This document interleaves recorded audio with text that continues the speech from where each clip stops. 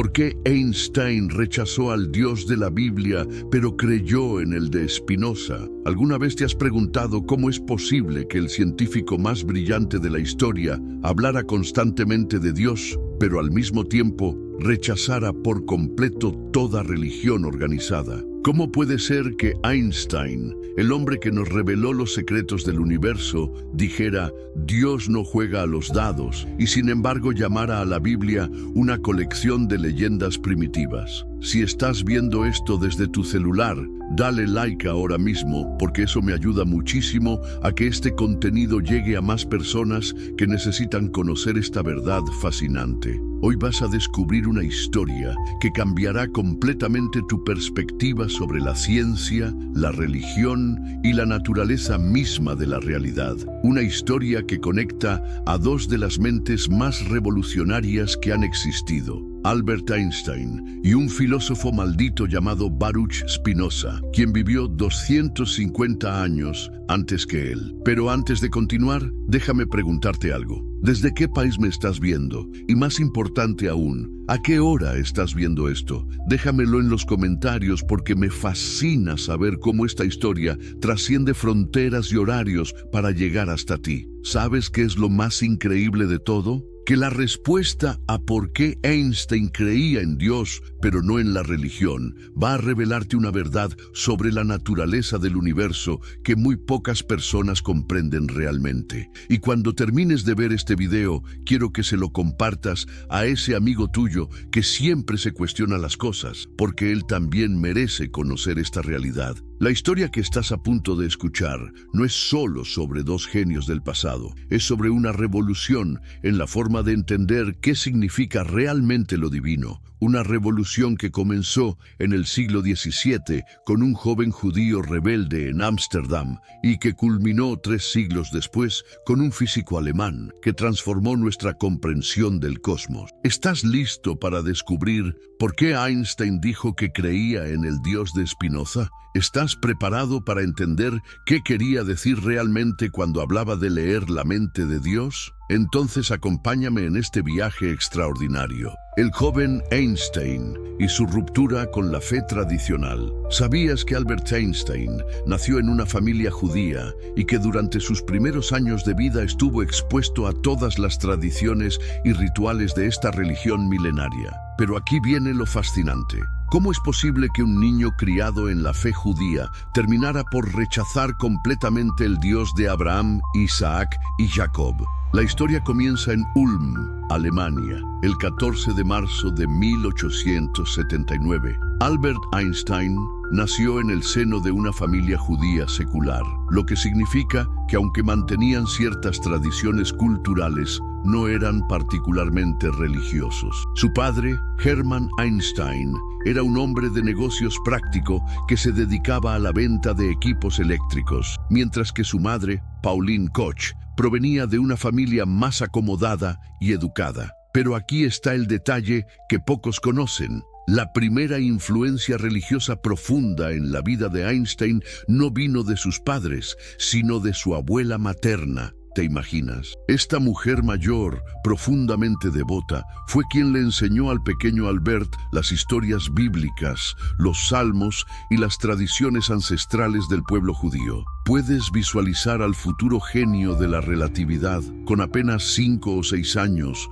escuchando con fascinación los relatos del Génesis. ¿Te lo imaginas absorbiendo las historias de Moisés, dividiendo el Mar Rojo, de Noé y su arca, de la creación del mundo en 7 días? Durante esos años formativos, Einstein no era diferente de cualquier otro niño religioso. Creía fervientemente en un Dios personal que intervenía en la historia humana. ¿Pero sabes qué cambió todo? La educación. Cuando Einstein comenzó sus estudios formales, se encontró con algo que lo perturbó profundamente: las contradicciones evidentes entre lo que enseñaba la ciencia y lo que proclamaban las escrituras sagradas. ¿Te has preguntado alguna vez qué se siente cuando tu mundo conceptual entero se tambalea? Eso fue exactamente lo que le pasó a Einstein alrededor de los 12 años. Estaba estudiando geometría euclidiana, esa disciplina matemática perfecta donde cada proposición se deriva lógicamente de axiomas fundamentales, donde no hay lugar para la contradicción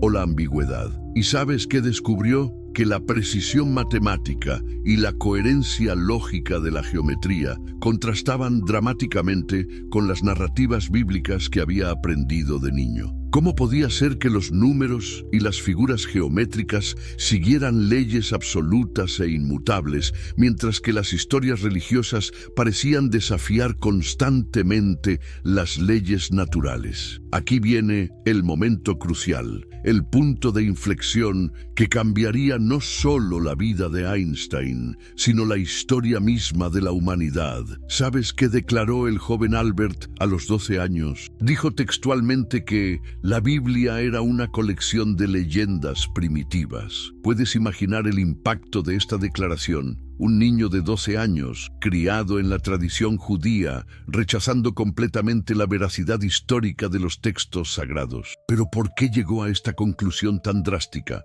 La respuesta está en su mente analítica extraordinaria. Einstein se dio cuenta de que sí aceptaba la validez de las leyes matemáticas y físicas que estaba aprendiendo. Entonces tenía que rechazar la posibilidad de que esas mismas leyes fueran violadas por intervenciones divinas milagrosas. ¿Te das cuenta de la profundidad de este conflicto? Para Einstein no se trataba simplemente de dudar de algunas historias específicas. Se trataba de un choque fundamental entre dos formas completamente diferentes de entender la realidad. Una basada en la revelación y la fe, y otra basada en la razón y la evidencia empírica. ¿Y sabes qué es lo más fascinante de todo? Que Einstein no se convirtió en ateo. ¿Te sorprende?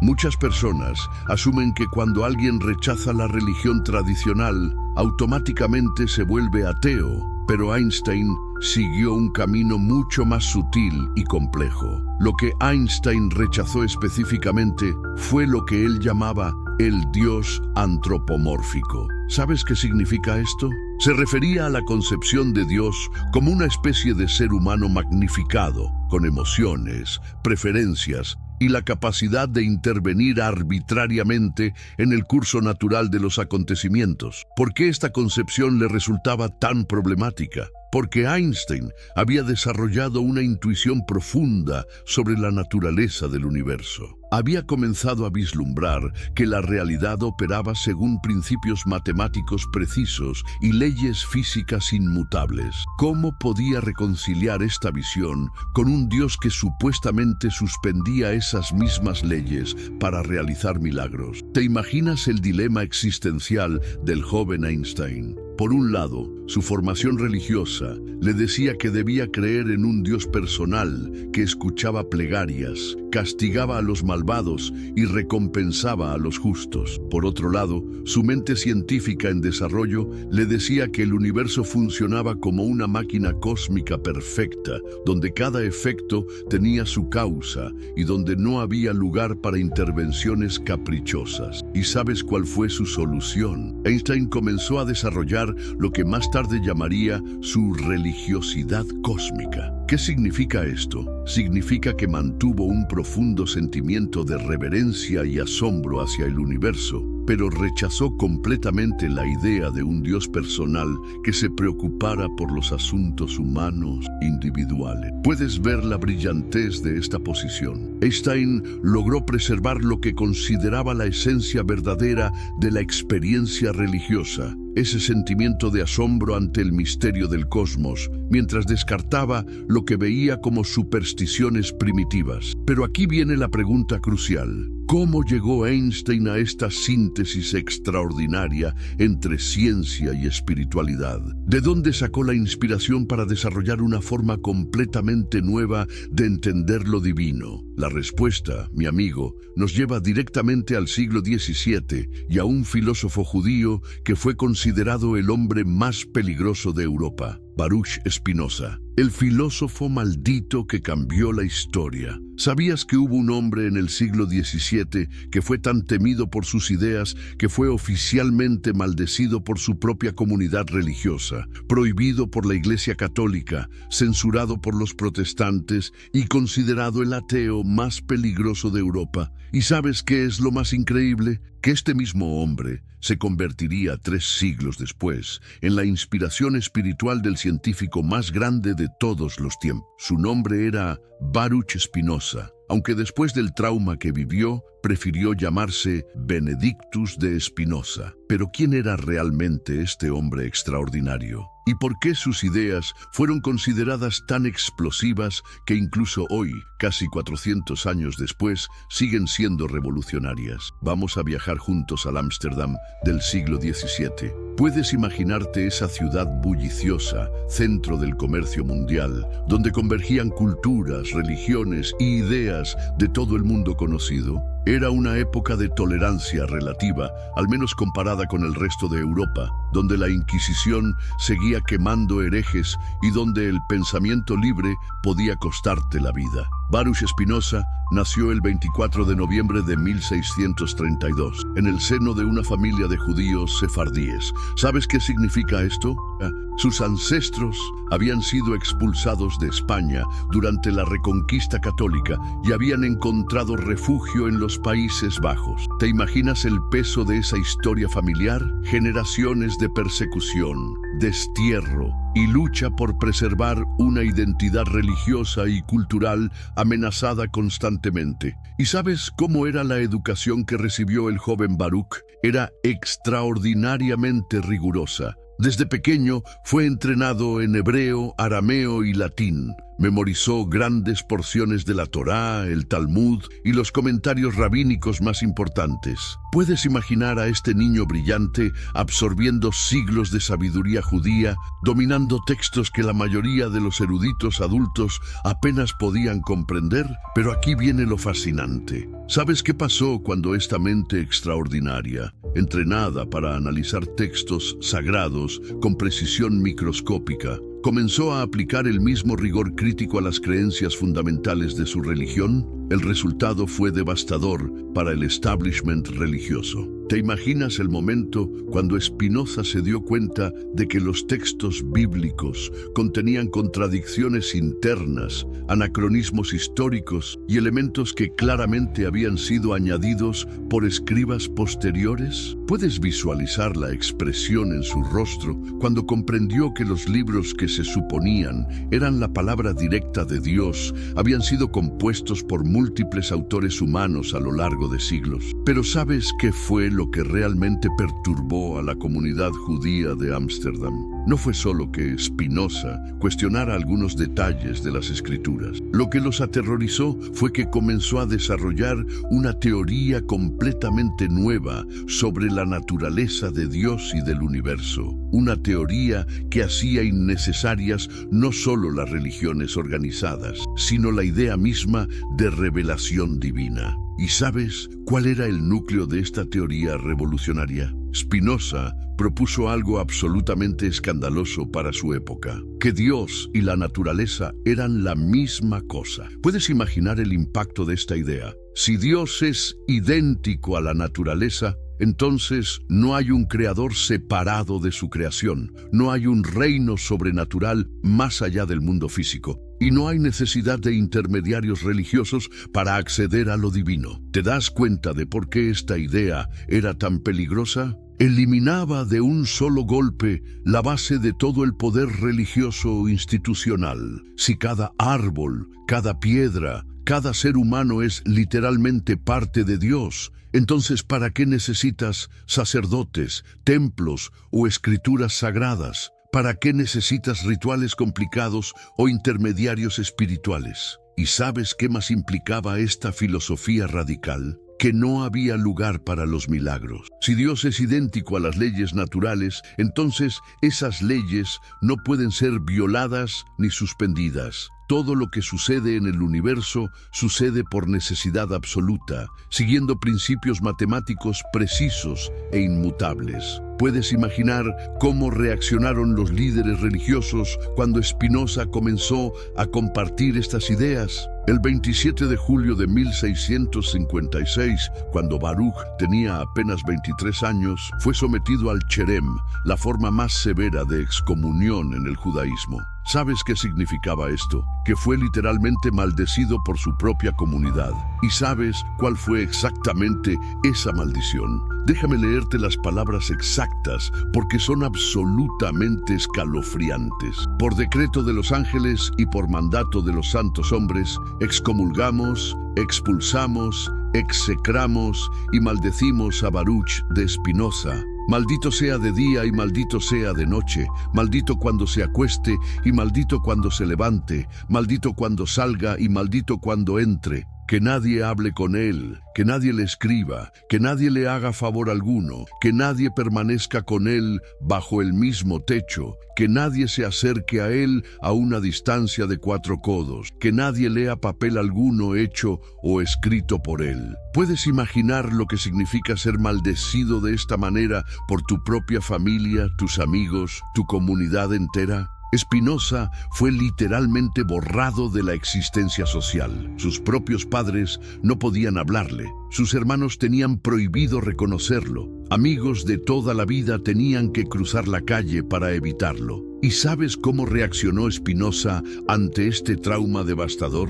En lugar de retractarse o huir, hizo algo extraordinario. Se volvió aún más radical en su pensamiento. Cambió su nombre de Baruch, bendito en hebreo, a Benedictus, bendito en latín, y se dedicó completamente a desarrollar su sistema filosófico. Pero ¿cómo sobrevivió económicamente después de ser cortado de toda su red de apoyo social? Aquí viene un detalle hermoso. Spinoza se ganó la vida como pulidor de lentes. ¿Te das cuenta de la ironía poética? El hombre que estaba desarrollando una nueva forma de ver la realidad se dedicaba literalmente a pulir cristales para ayudar a otros a ver más claramente. ¿Y sabes dónde vivió el resto de su vida? En una pequeña habitación alquilada en La Haya, llevando una existencia modesta y austera. ¿Puedes imaginarte a este genio extraordinario trabajando durante el día, puliendo lentes, y durante las tardes escribiendo lo que se convertiría en una de las obras filosóficas más importantes de la historia humana? Pero ¿sabes cuál es la tragedia más grande de la vida de Spinoza? Murió a los 44 años, probablemente por problemas pulmonares causados por el polvo de cristal que inhalaba constantemente en su trabajo. ¿Te imaginas todo lo que podría haber contribuido al mundo si hubiera vivido más tiempo? ¿Y sabes qué es lo más increíble de todo? Que durante su vida, Spinoza solo publicó 2 obras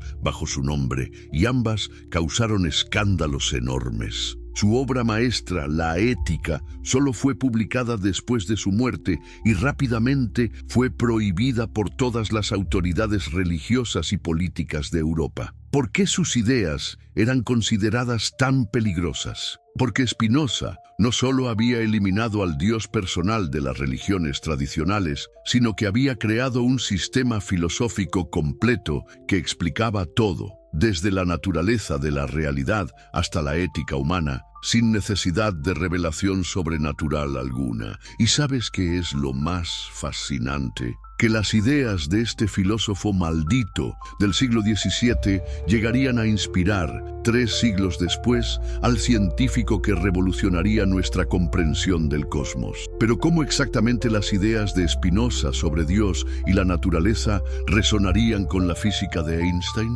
Esa es la historia extraordinaria que continúa desarrollándose. El Dios de Spinoza, una revolución que cambió todo. ¿Te has preguntado alguna vez qué significa realmente cuando decimos Deus sive natura, Dios o naturaleza? ¿Puedes imaginar una idea tan simple en apariencia, pero tan revolucionaria en sus implicaciones, que literalmente transformó para siempre la forma en que los seres humanos podemos entender la realidad?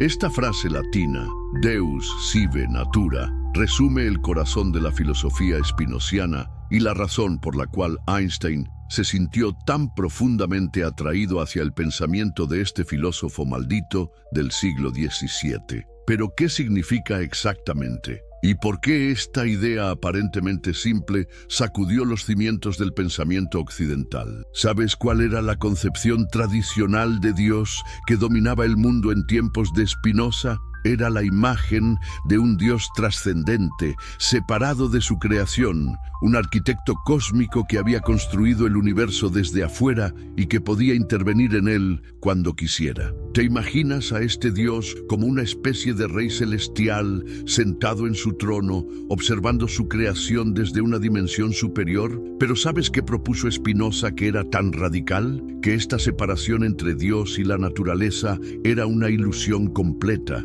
Según Spinoza, no hay dos realidades, una divina y otra natural, sino una sola realidad que puede ser llamada indistintamente Dios o naturaleza. ¿Te das cuenta de lo revolucionario de esta propuesta? Si Dios y la naturaleza son idénticos, entonces cada árbol es literalmente divino, cada piedra es sagrada, cada ser humano es una manifestación directa de lo absoluto. ¿Puedes imaginar las implicaciones de esta visión? De repente, no necesitas ir a ningún templo para encontrar a Dios, porque Dios está en cada átomo de tu ser y en cada partícula del universo. Pero ¿cómo llegó Spinoza a esta conclusión tan extraordinaria? La respuesta está en su análisis riguroso de lo que significa ser infinito. ¿Has pensado alguna vez seriamente en qué implica que Dios sea infinito? Spinoza se dio cuenta de que si Dios es verdaderamente infinito,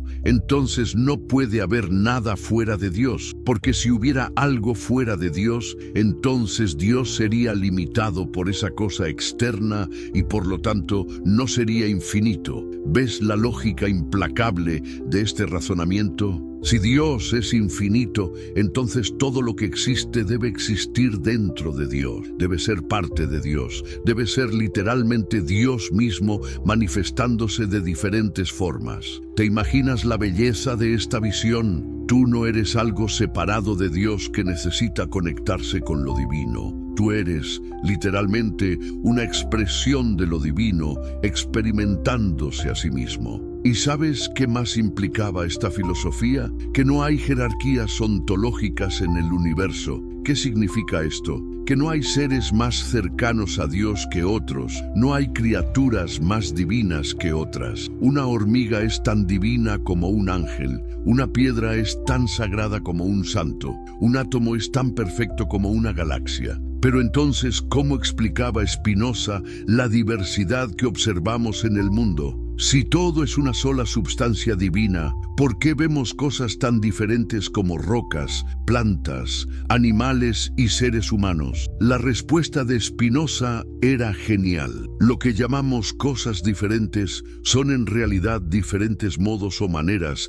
en que la substancia única se expresa. ¿Te gusta la música? Piensa en una sinfonía. ¿Son las diferentes notas cosas separadas e independientes? No, son diferentes expresiones de la música misma. De la misma manera, según Spinoza, tú y yo y las estrellas y los planetas somos diferentes notas en la sinfonía cósmica de la substancia divina. ¿Y sabes cuáles son los atributos fundamentales de esta substancia divina, según Spinoza? Identificó dos que podemos conocer: el pensamiento y la extensión. ¿Qué significa esto? Que la realidad tiene simultáneamente una dimensión mental y una dimensión física, pero no son dos realidades separadas, sino dos aspectos de la misma realidad única. ¿Te das cuenta de cómo esto resuelve el problema mente-cuerpo que había atormentado a los filósofos durante siglos? No hay problema de cómo la mente interactúa con el cuerpo, porque la mente y el cuerpo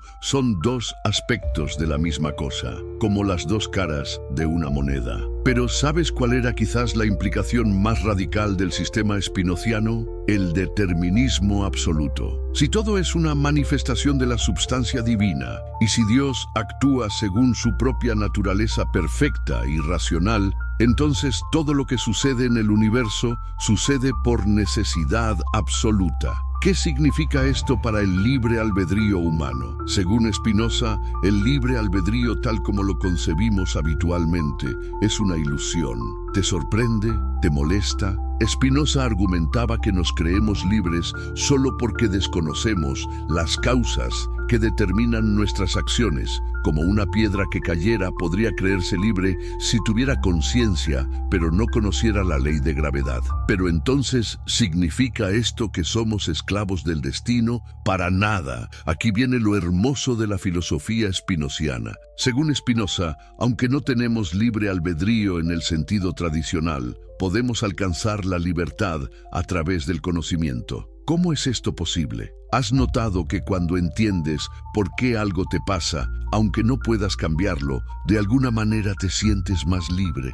Spinoza desarrolló esta intuición en una teoría completa. Según él, cuando comprendemos las causas que nos determinan, cuando entendemos nuestro lugar en la cadena causal universal, alcanzamos una forma superior de libertad, la libertad de la comprensión. ¿Y sabes cuál era el objetivo último de esta comprensión según Spinoza? Lo que él llamaba amor intelectual hacia Dios. ¿Qué significa esto? Que cuando realmente comprendemos la naturaleza necesaria de todo lo que existe, cuando vemos cómo todo encaja perfectamente en el orden cósmico, experimentamos una forma de amor y alegría que trasciende todos los sufrimientos particulares. ¿Te imaginas qué significa amar intelectualmente a Dios según esta concepción? No es como el amor humano ordinario, lleno de deseo y carencia. Es la alegría pura de comprender la perfección absoluta del cosmos, de ver cómo cada detalle,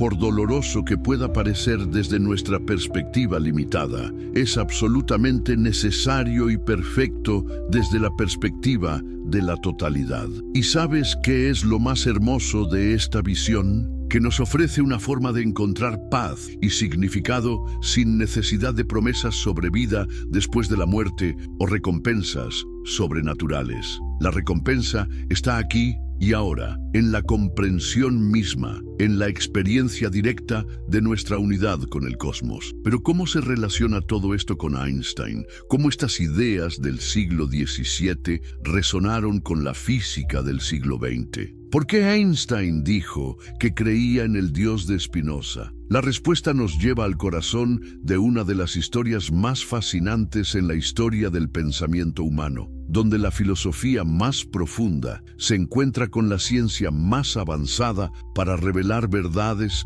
que cambian nuestra comprensión de quiénes somos y cuál es nuestro lugar en el cosmos. ¿Cómo es posible que el científico más brillante de la historia hablara constantemente de Dios, pero al mismo tiempo rechazara por completo toda religión organizada? ¿Cómo puede ser que Einstein, el hombre que nos reveló los secretos del universo, dijera Dios no juega a los dados y sin embargo llamara a la Biblia una colección de leyendas primitivas? Si estás viendo esto desde tu celular, dale like ahora mismo, porque eso me ayuda muchísimo a que este contenido llegue a más personas que necesitan conocer esta verdad fascinante. Hoy vas a descubrir una historia que cambiará completamente tu perspectiva sobre la ciencia, la religión y la naturaleza misma de la realidad. Una historia que conecta a dos de las mentes más revolucionarias que han existido, Albert Einstein y un filósofo maldito llamado Baruch Spinoza, quien vivió 250 años antes que él.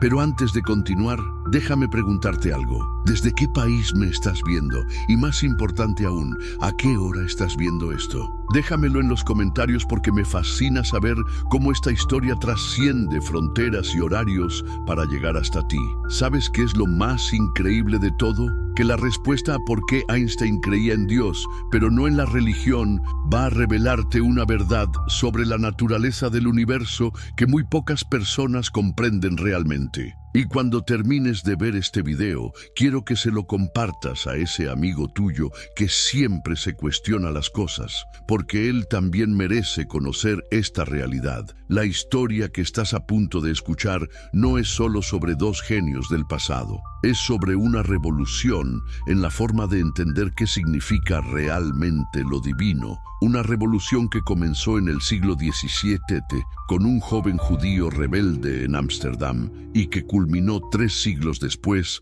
con un físico alemán que transformó nuestra comprensión del cosmos. ¿Estás listo para descubrir por qué Einstein dijo que creía en el Dios de Spinoza? ¿Estás preparado para entender qué quería decir realmente cuando hablaba de leer la mente de Dios? Entonces, acompáñame en este viaje extraordinario. El joven Einstein y su ruptura con la fe tradicional. ¿Sabías que Albert Einstein nació en una familia judía y que durante sus primeros años de vida estuvo expuesto a todas las tradiciones y rituales de esta religión milenaria? Pero aquí viene lo fascinante. ¿Cómo es posible que un niño criado en la fe judía terminara por rechazar completamente el Dios de Abraham, Isaac y Jacob? La historia comienza en Ulm, Alemania, el 14 de marzo de 1879. Albert Einstein nació en el seno de una familia judía secular, lo que significa que aunque mantenían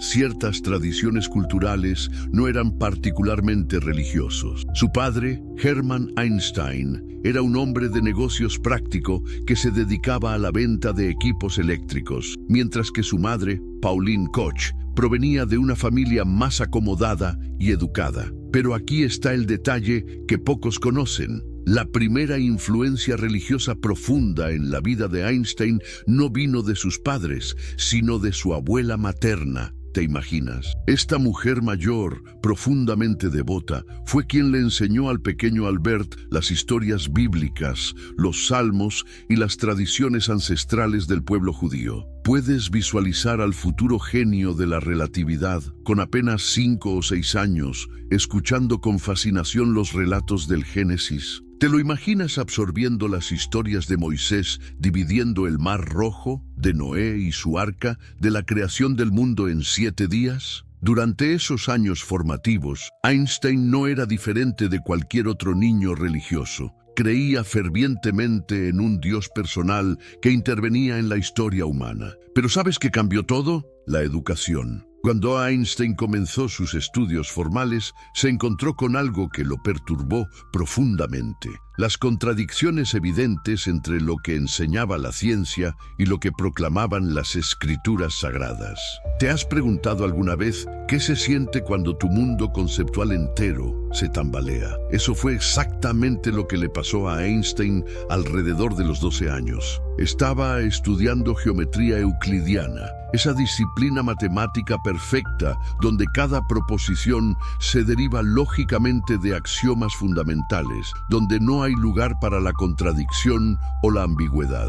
¿Y sabes qué descubrió? Que la precisión matemática y la coherencia lógica de la geometría contrastaban dramáticamente con las narrativas bíblicas que había aprendido de niño. ¿Cómo podía ser que los números y las figuras geométricas siguieran leyes absolutas e inmutables, mientras que las historias religiosas parecían desafiar constantemente las leyes naturales? Aquí viene el momento crucial, el punto de inflexión que cambiaría no solo la vida de Einstein, sino la historia misma de la humanidad. ¿Sabes qué declaró el joven Albert a los 12 años? Dijo textualmente que la Biblia era una colección de leyendas primitivas. ¿Puedes imaginar el impacto de esta declaración? Un niño de 12 años, criado en la tradición judía, rechazando completamente la veracidad histórica de los textos sagrados. ¿Pero por qué llegó a esta conclusión tan drástica?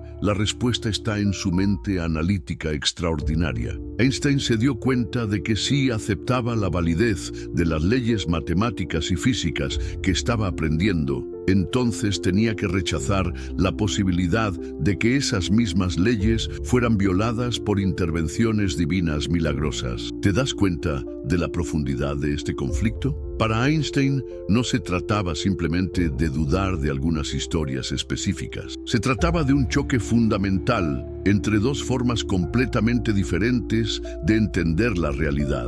Una basada en la revelación y la fe, y otra basada en la razón y la evidencia empírica. ¿Y sabes qué es lo más fascinante de todo? Que Einstein no se convirtió en ateo. ¿Te sorprende? Muchas personas asumen que cuando alguien rechaza la religión tradicional, automáticamente se vuelve ateo, pero Einstein siguió un camino mucho más sutil y complejo. Lo que Einstein rechazó específicamente fue lo que él llamaba el Dios antropomórfico. ¿Sabes qué significa esto? Se refería a la concepción de Dios como una especie de ser humano magnificado, con emociones, preferencias y la capacidad de intervenir arbitrariamente en el curso natural de los acontecimientos. ¿Por qué esta concepción le resultaba tan problemática? Porque Einstein había desarrollado una intuición profunda sobre la naturaleza del universo. Había comenzado a vislumbrar que la realidad operaba según principios matemáticos precisos y leyes físicas inmutables. ¿Cómo podía reconciliar esta visión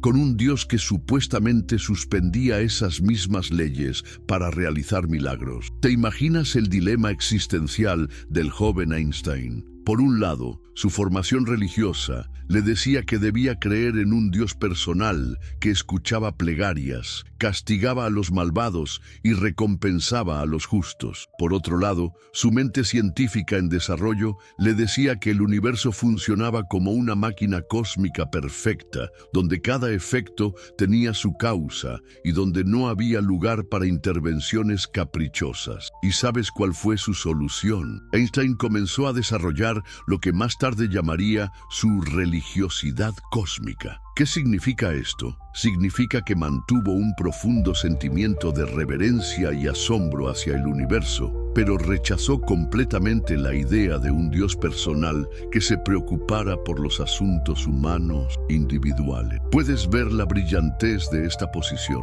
Einstein logró preservar lo que consideraba la esencia verdadera de la experiencia religiosa, ese sentimiento de asombro ante el misterio del cosmos, mientras descartaba lo que veía como supersticiones primitivas. Pero aquí viene la pregunta crucial. ¿Cómo llegó Einstein a esta síntesis extraordinaria entre ciencia y espiritualidad?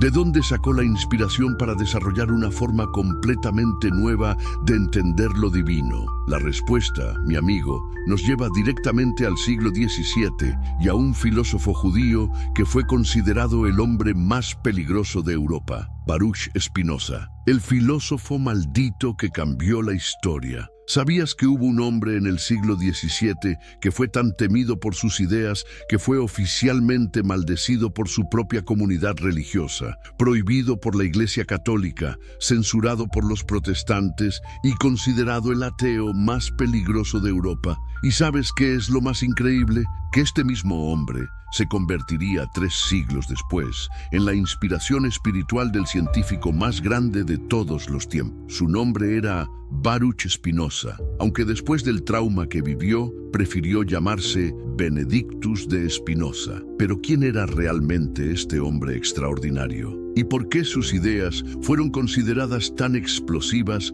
que incluso hoy, casi 400 años después, siguen siendo revolucionarias? Vamos a viajar juntos al Ámsterdam del siglo XVII. ¿Puedes imaginarte esa ciudad bulliciosa, centro del comercio mundial, donde convergían culturas, religiones y ideas de todo el mundo conocido? Era una época de tolerancia relativa, al menos comparada con el resto de Europa, donde la Inquisición seguía quemando herejes y donde el pensamiento libre podía costarte la vida. Baruch Spinoza nació el 24 de noviembre de 1632, en el seno de una familia de judíos sefardíes. ¿Sabes qué significa esto?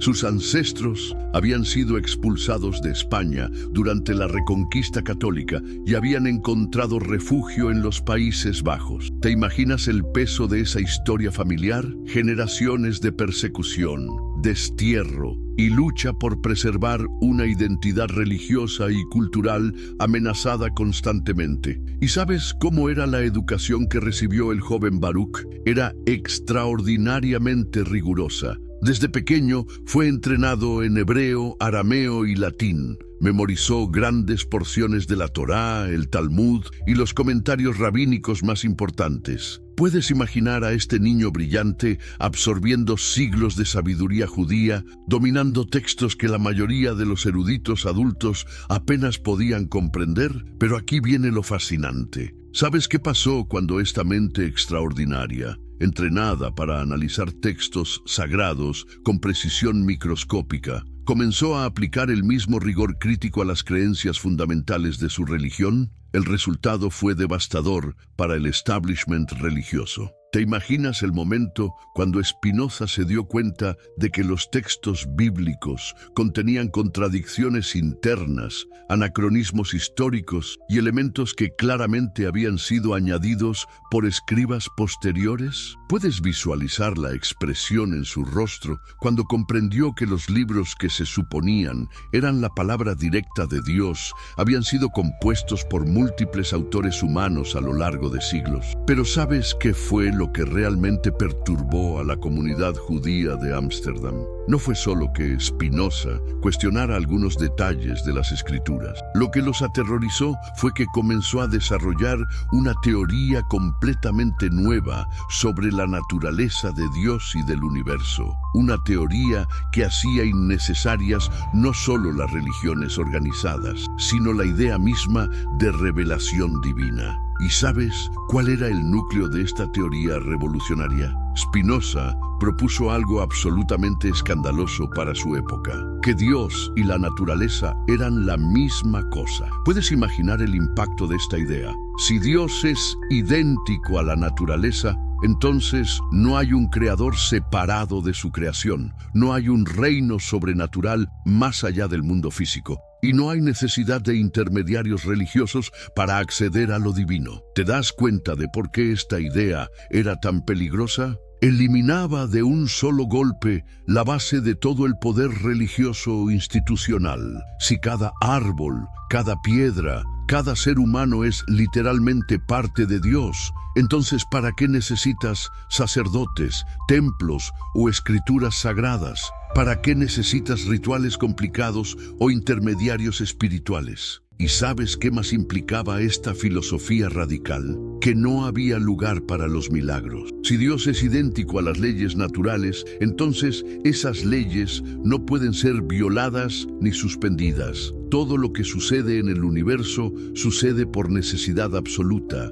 siguiendo principios matemáticos precisos e inmutables. ¿Puedes imaginar cómo reaccionaron los líderes religiosos cuando Spinoza comenzó a compartir estas ideas? El 27 de julio de 1656, cuando Baruch tenía apenas 23 años, fue sometido al cherem, la forma más severa de excomunión en el judaísmo. ¿Sabes qué significaba esto? Que fue literalmente maldecido por su propia comunidad. ¿Y sabes cuál fue exactamente esa maldición? Déjame leerte las palabras exactas porque son absolutamente escalofriantes. Por decreto de los ángeles y por mandato de los santos hombres, excomulgamos, expulsamos, execramos y maldecimos a Baruch de Spinoza. Maldito sea de día y maldito sea de noche, maldito cuando se acueste y maldito cuando se levante, maldito cuando salga y maldito cuando entre. Que nadie hable con él, que nadie le escriba, que nadie le haga favor alguno, que nadie permanezca con él bajo el mismo techo, que nadie se acerque a él a una distancia de 4 codos, que nadie lea papel alguno hecho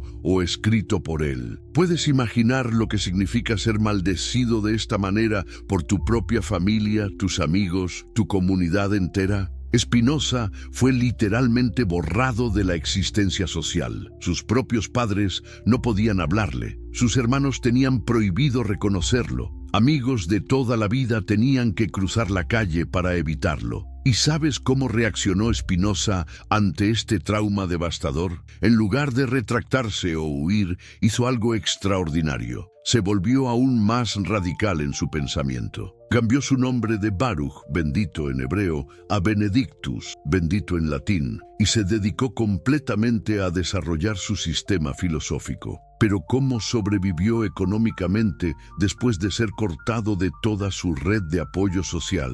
Aquí viene un detalle hermoso. Spinoza se ganó la vida como pulidor de lentes. ¿Te das cuenta de la ironía poética? El hombre que estaba desarrollando una nueva forma de ver la realidad se dedicaba literalmente a pulir cristales para ayudar a otros a ver más claramente. ¿Y sabes dónde vivió el resto de su vida? En una pequeña habitación alquilada en La Haya, llevando una existencia modesta y austera. Puedes imaginarte a este genio extraordinario, trabajando durante el día, puliendo lentes, y durante las tardes escribiendo lo que se convertiría en una de las obras filosóficas más importantes de la historia humana. Pero ¿sabes cuál es la tragedia más grande de la vida de Spinoza? Murió a los 44 años, probablemente por problemas pulmonares causados por el polvo de cristal que inhalaba constantemente en su trabajo. ¿Te imaginas todo lo que podría haber contribuido al mundo si hubiera vivido más tiempo? ¿Y sabes qué es lo más increíble de todo? Que durante su vida, Spinoza solo publicó 2 obras bajo su nombre y ambas causaron escándalos enormes. Su obra maestra, La Ética, solo fue publicada después de su muerte y rápidamente fue prohibida por todas las autoridades religiosas y políticas de Europa. ¿Por qué sus ideas eran consideradas tan peligrosas? Porque Spinoza no solo había eliminado al Dios personal de las religiones tradicionales, sino que había creado un sistema filosófico completo que explicaba todo, desde la naturaleza de la realidad hasta la ética humana, sin necesidad de revelación sobrenatural alguna. ¿Y sabes qué es lo más fascinante? Que las ideas de este filósofo maldito del siglo XVII llegarían a inspirar, 3 siglos después, al científico que revolucionaría nuestra comprensión del cosmos. Pero ¿cómo exactamente las ideas de Spinoza sobre Dios y la naturaleza resonarían con la física de Einstein? Esa es la historia extraordinaria que continúa desarrollándose. El Dios de Spinoza, una revolución que cambió todo. ¿Te has preguntado alguna vez qué significa realmente cuando decimos Deus sive natura, Dios o naturaleza? Puedes imaginar una idea tan simple en apariencia, pero tan revolucionaria en sus implicaciones, que literalmente transformó para siempre la forma en que los seres humanos podemos entender la realidad. Esta frase latina, Deus sive natura, resume el corazón de la filosofía spinociana y la razón por la cual Einstein se sintió tan profundamente atraído hacia el pensamiento de este filósofo maldito del siglo XVII. Pero, ¿qué significa exactamente? ¿Y por qué esta idea aparentemente simple sacudió los cimientos del pensamiento occidental? ¿Sabes cuál era la concepción tradicional de Dios que dominaba el mundo en tiempos de Spinoza? Era la imagen de un Dios trascendente, separado de su creación, un arquitecto cósmico que había construido el universo desde afuera y que podía intervenir en él cuando quisiera. ¿Te imaginas a este Dios como una especie de rey celestial sentado en su trono,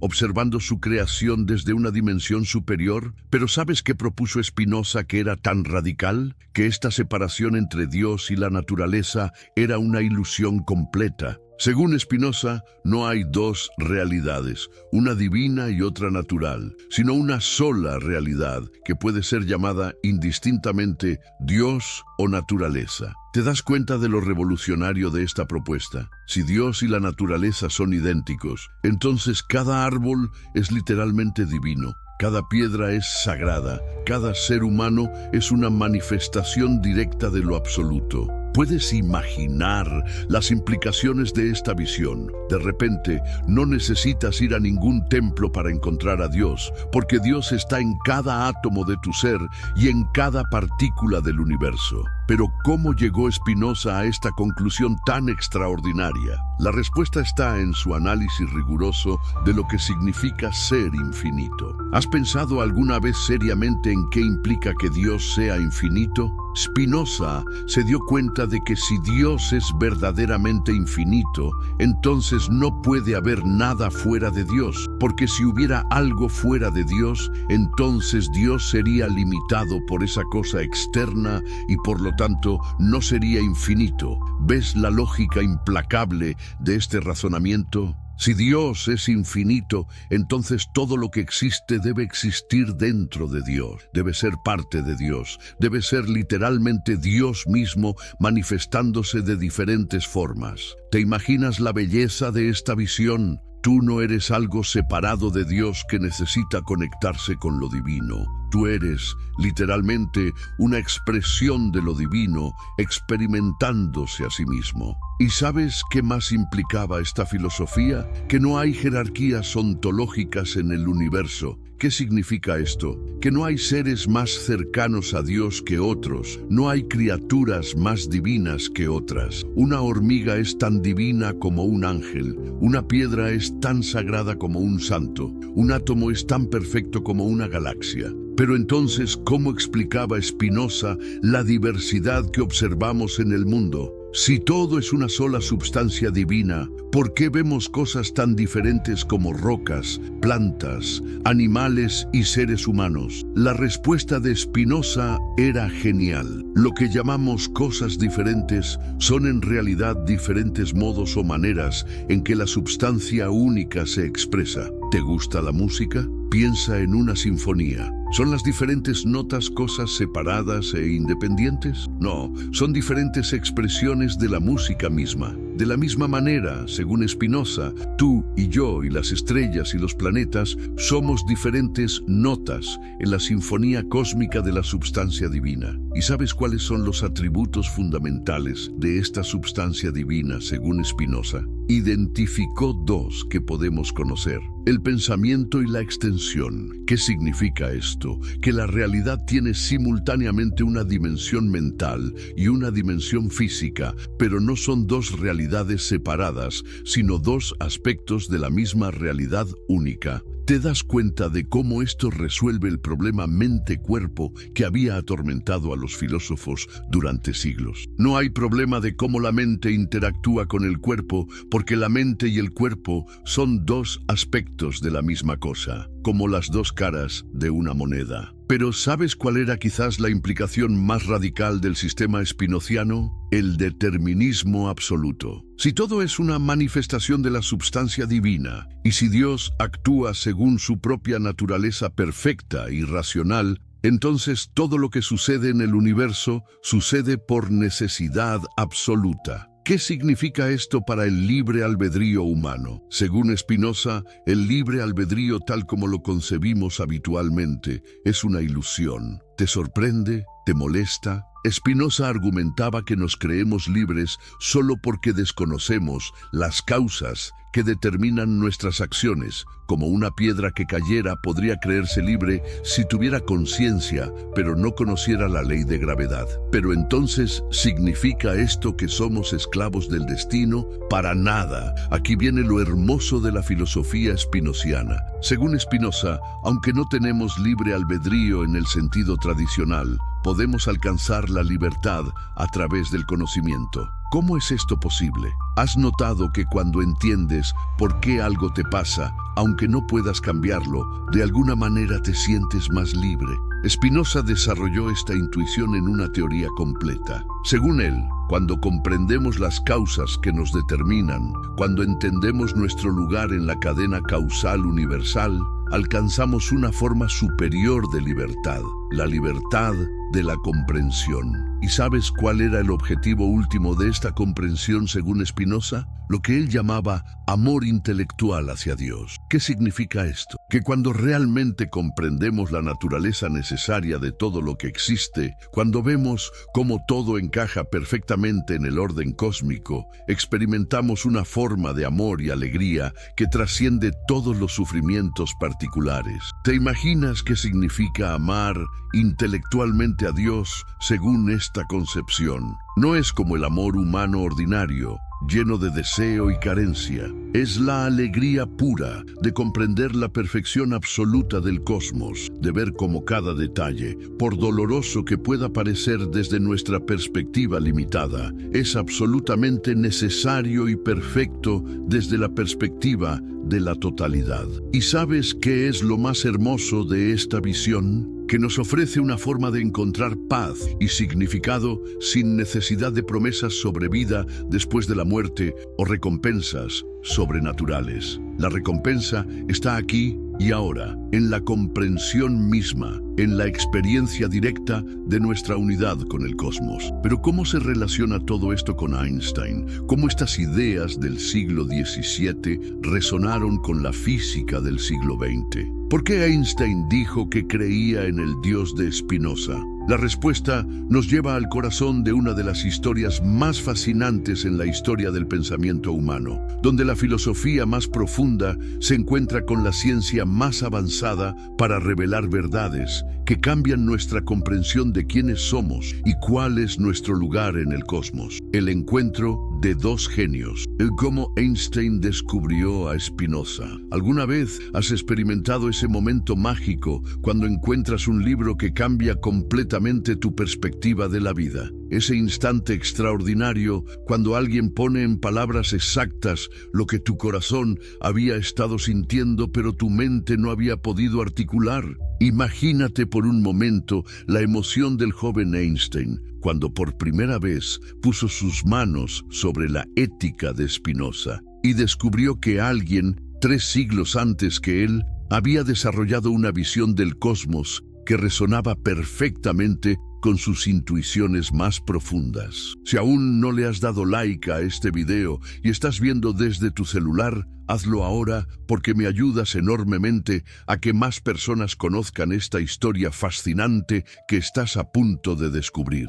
¿Sabes en qué momento exacto de su vida Einstein se encontró con las ideas revolucionarias de Spinoza? Era el año 1917. Einstein tenía 38 años y acababa de completar su teoría general de la relatividad, esa obra maestra que transformó para siempre nuestra comprensión del espacio, el tiempo y la gravedad. ¿Puedes imaginar el estado mental de Einstein en ese momento? Había logrado penetrar algunos de los secretos más profundos del universo, pero al mismo tiempo se sentía profundamente perturbado por las implicaciones filosóficas de sus descubrimientos. Pero ¿sabes dónde se produjo este encuentro histórico entre las mentes de Einstein y Spinoza? En Berlín, en los círculos intelectuales más sofisticados de Europa, donde Einstein se había mudado para ocupar una posición prestigiosa en la Academia Prusiana de Ciencias. ¿Te imaginas esas reuniones fascinantes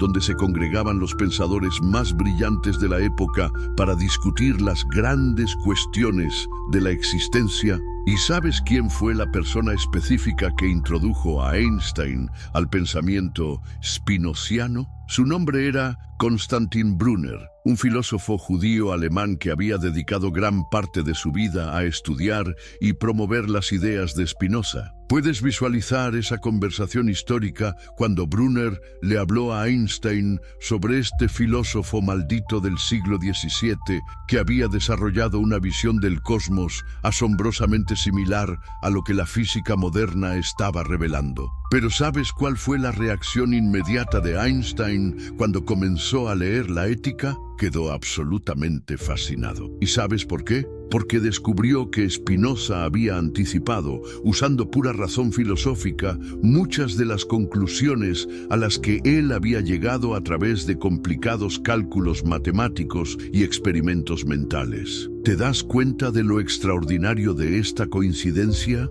Aquí tienes a un filósofo del siglo XVII que, usando solamente su capacidad de razonamiento lógico, había llegado a conclusiones sobre la naturaleza de la realidad que un físico del siglo XX estaba confirmando con las herramientas más avanzadas de la ciencia moderna. ¿No te parece que esto sugiere algo profundo sobre la estructura racional del universo? ¿Y sabes cuál fue el aspecto específico de la filosofía spinozana que más impactó a Einstein? El determinismo causal riguroso. ¿Recuerdas cómo Spinoza había argumentado que todo en el universo sucede por necesidad absoluta, siguiendo leyes inmutables? Einstein descubrió que sus propias ecuaciones de la relatividad general describían exactamente eso, un universo donde cada evento está determinado por las condiciones previas, según leyes matemáticas precisas. ¿Puedes imaginar la emoción de Einstein al darse cuenta de esto? Era como si Spinoza hubiera sido su precursor intelectual, como si este filósofo del pasado hubiera preparado el terreno conceptual para la revolución científica que Einstein estaba liderando. ¿No es increíble cómo las grandes ideas trascienden las épocas y conectan a mentes brillantes separadas por siglos? Pero ¿sabes qué otro aspecto de la filosofía spinociana resonó profundamente con Einstein? La crítica demoledora a la concepción antropomórfica de Dios. ¿Recuerdas cómo Spinoza había rechazado la idea de un Dios personal que interviene caprichosamente en el mundo? Einstein encontró en esta crítica la articulación perfecta de su propia rebelión contra la religión tradicional. ¿Y sabes cuál fue la primera declaración pública de Einstein sobre su afinidad con Spinoza? Sucedió en 1921, cuando un rabino de Nueva York le envió un telegrama preguntándole directamente si creía en Dios. ¿Puedes imaginar la tensión de ese momento? Einstein sabía que su respuesta sería analizada minuciosamente por creyentes y ateos por igual. ¿Y sabes qué respondió exactamente? Creo en el Dios de Spinoza, que se revela en la armonía de todo lo que existe, no en un Dios que se preocupa por el destino y las acciones de los seres humanos. ¿Te das cuenta del impacto de esta declaración? En una sola frase, Einstein había resumido toda una filosofía revolucionaria sobre la naturaleza de lo divino. Pero ¿sabes qué pasó cuando esta respuesta se hizo pública? Causó una conmoción mundial. ¿Por qué? Porque la mayoría de las personas no tenían idea de quién era Spinoza ni qué significaba creer en su Dios. ¿Te imaginas la confusión del público general? Aquí estaba el científico más famoso del mundo diciendo que creía en Dios, pero claramente no se refería al Dios de ninguna religión conocida. ¿Y sabes cómo reaccionaron los líderes religiosos de la época? Algunos trataron de reclamar a Einstein para sus propias congregaciones, interpretando su declaración como evidencia de que la ciencia moderna apoyaba la fe religiosa. ¿Puedes imaginar la ironía? Estaban citando a Einstein para apoyar exactamente el tipo de religión antropomórfica que él rechazaba categóricamente.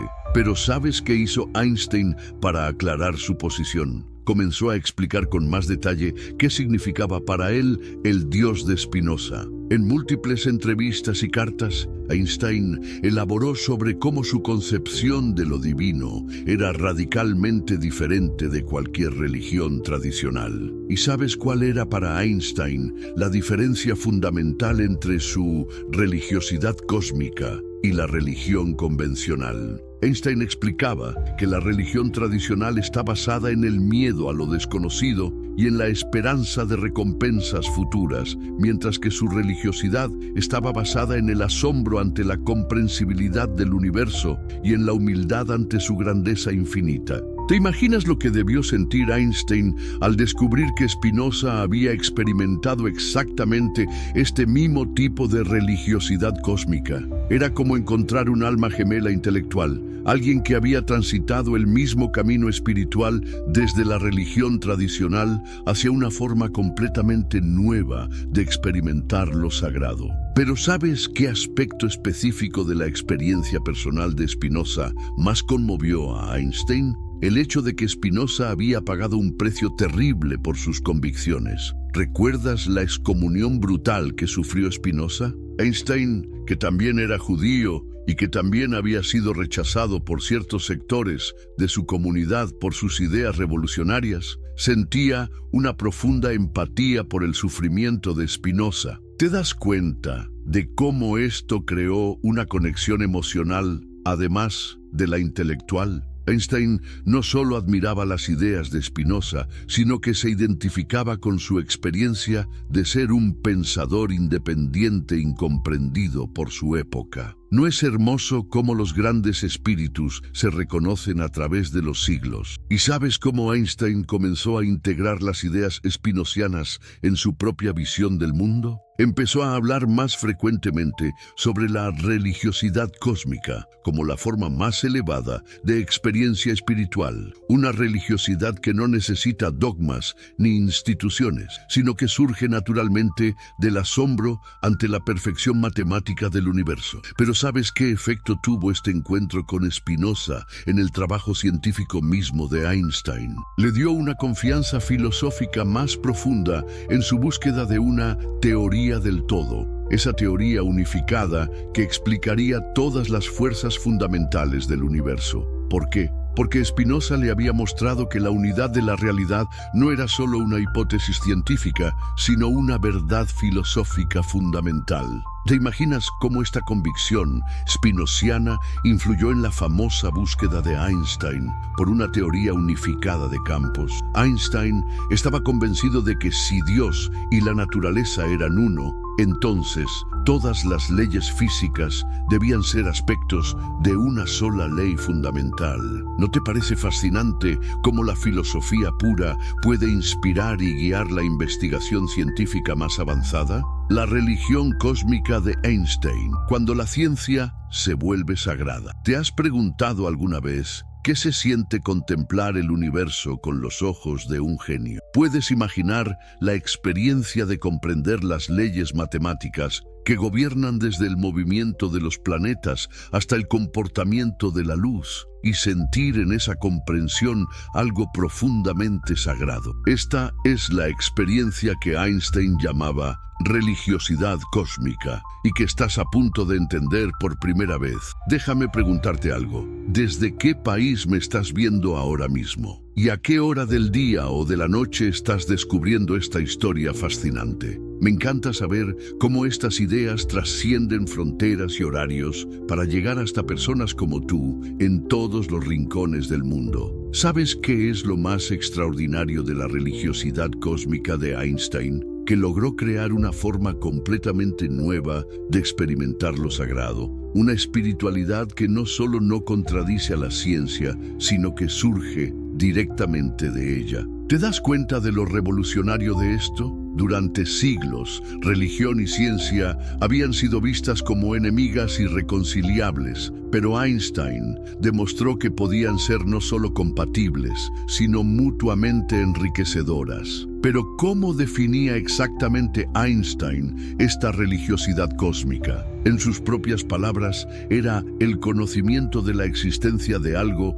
que no podemos penetrar, de las manifestaciones de la razón más profunda y de la belleza más radiante, que son accesibles a nuestra razón solo en sus formas más elementales. ¿Puedes sentir la belleza poética de esta definición? ¿Y sabes cuál era para Einstein la fuente de esta experiencia religiosa? No era la revelación sobrenatural ni la fe ciega, sino algo mucho más hermoso: el asombro ante la comprensibilidad del universo. ¿Has pensado alguna vez en lo milagroso que es que las matemáticas, creadas por la mente humana, describan con precisión absoluta los fenómenos naturales? Einstein veía en esta correspondencia entre mente humana y orden cósmico algo profundamente misterioso y sagrado. ¿Te imaginas lo que Einstein experimentaba cuando contemplaba sus propias ecuaciones de la relatividad? No veía simplemente símbolos matemáticos en una pizarra, sino ventanas hacia la arquitectura más íntima del cosmos. ¿Puedes concebir la emoción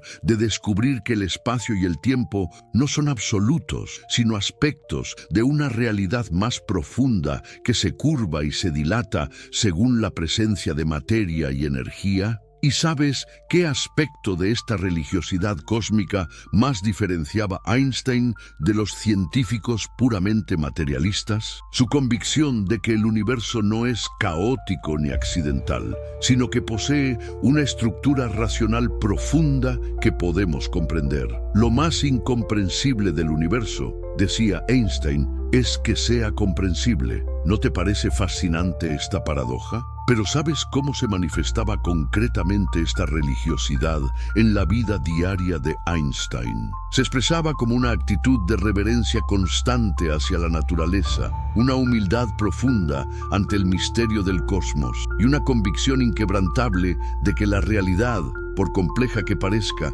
obedece a principios simples y elegantes. ¿Te has preguntado alguna vez por qué Einstein rechazaba tan categóricamente las religiones organizadas? No era por arrogancia científica, sino por algo mucho más profundo. Einstein veía que las religiones tradicionales con sus dogmas rígidos y sus concepciones antropomórficas de Dios, empequeñecían lo divino en lugar de engrandecerlo. ¿Y sabes cuál era su crítica más demoledora a la religión institucional? Que convertía a Dios en una especie de dictador cósmico obsesionado con reglamentar la conducta humana. La palabra Dios, escribió Einstein, no es para mí más que la expresión y el producto de las debilidades humanas. Y la Biblia, una colección de leyendas honorables pero primitivas. ¿Puedes imaginar el escándalo que causaron estas declaraciones? Aquí estaba el científico más respetado del mundo diciendo que las escrituras sagradas de millones de personas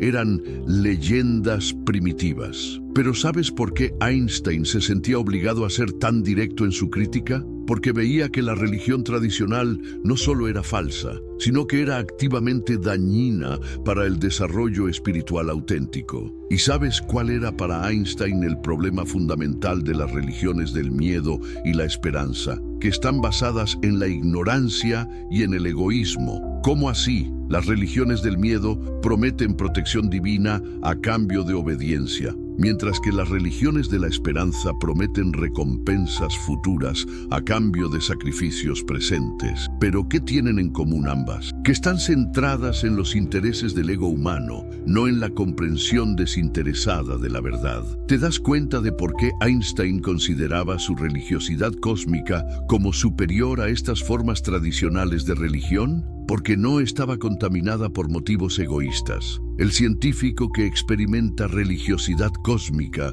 no busca beneficios personales ni protección divina. Busca simplemente comprender y contemplar la belleza del orden universal. ¿Y sabes cómo describía Einstein la experiencia concreta de esta religiosidad cósmica? Como un sentimiento de liberación del ego, una experiencia de fusión con algo infinitamente más grande que nosotros mismos. El individuo, escribió, siente la futilidad de los deseos y objetivos humanos y la sublimidad y el orden maravilloso que se revelan tanto en la naturaleza como en el mundo del pensamiento. ¿Puedes imaginar lo que significa experimentar esta disolución del ego ante la contemplación del cosmos? Es como si tu perspectiva, limitada y centrada en ti mismo, se expandiera hasta abarcar la totalidad de la existencia. ¿No es esto lo que han buscado siempre los místicos auténticos de todas las tradiciones? Pero ¿sabes qué diferenciaba la mística de Einstein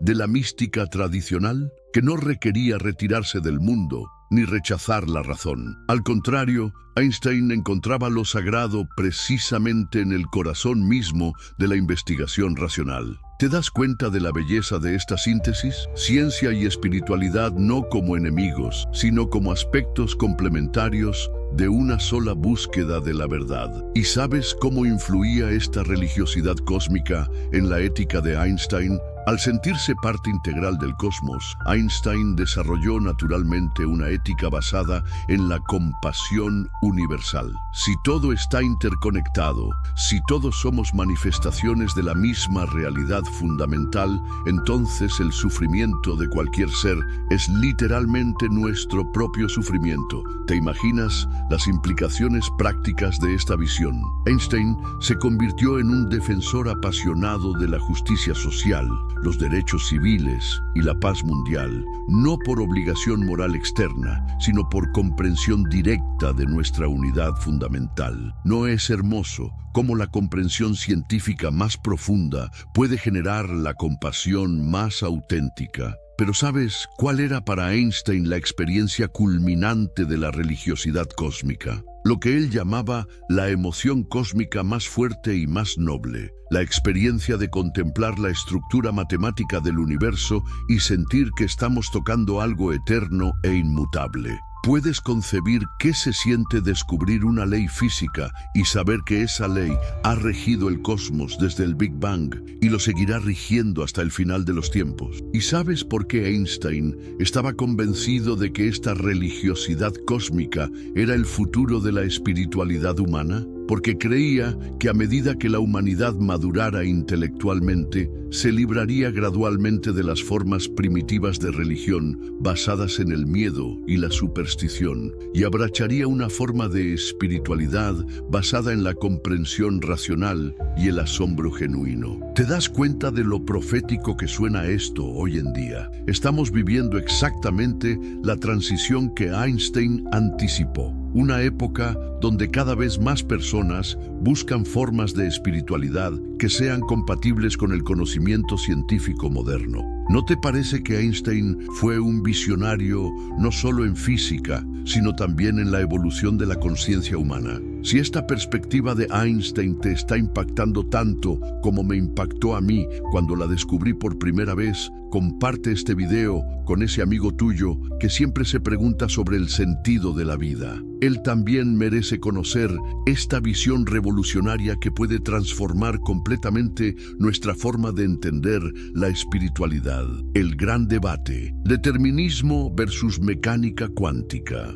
¿Sabías que la historia más fascinante de la física moderna no es solo sobre ecuaciones y experimentos, sino sobre una batalla épica entre dos visiones completamente diferentes de la realidad? ¿Te imaginas el drama humano detrás de uno de los debates científicos más profundos de todos los tiempos, donde Einstein, inspirado por las ideas de Spinoza, luchó hasta el final de sus días contra una revolución científica que él mismo había ayudado a crear? ¿Has pensado alguna vez en la ironía más grande de la historia de la ciencia? Einstein, el hombre que recibió el premio Nobel por sus contribuciones fundamentales a la mecánica cuántica, pasó los últimos 30 años de su vida tratando de demostrar que la mecánica cuántica estaba incompleta. ¿Puedes imaginar la angustia existencial de crear algo que luego rechazas con toda tu alma? ¿Y sabes cuál era la raíz filosófica profunda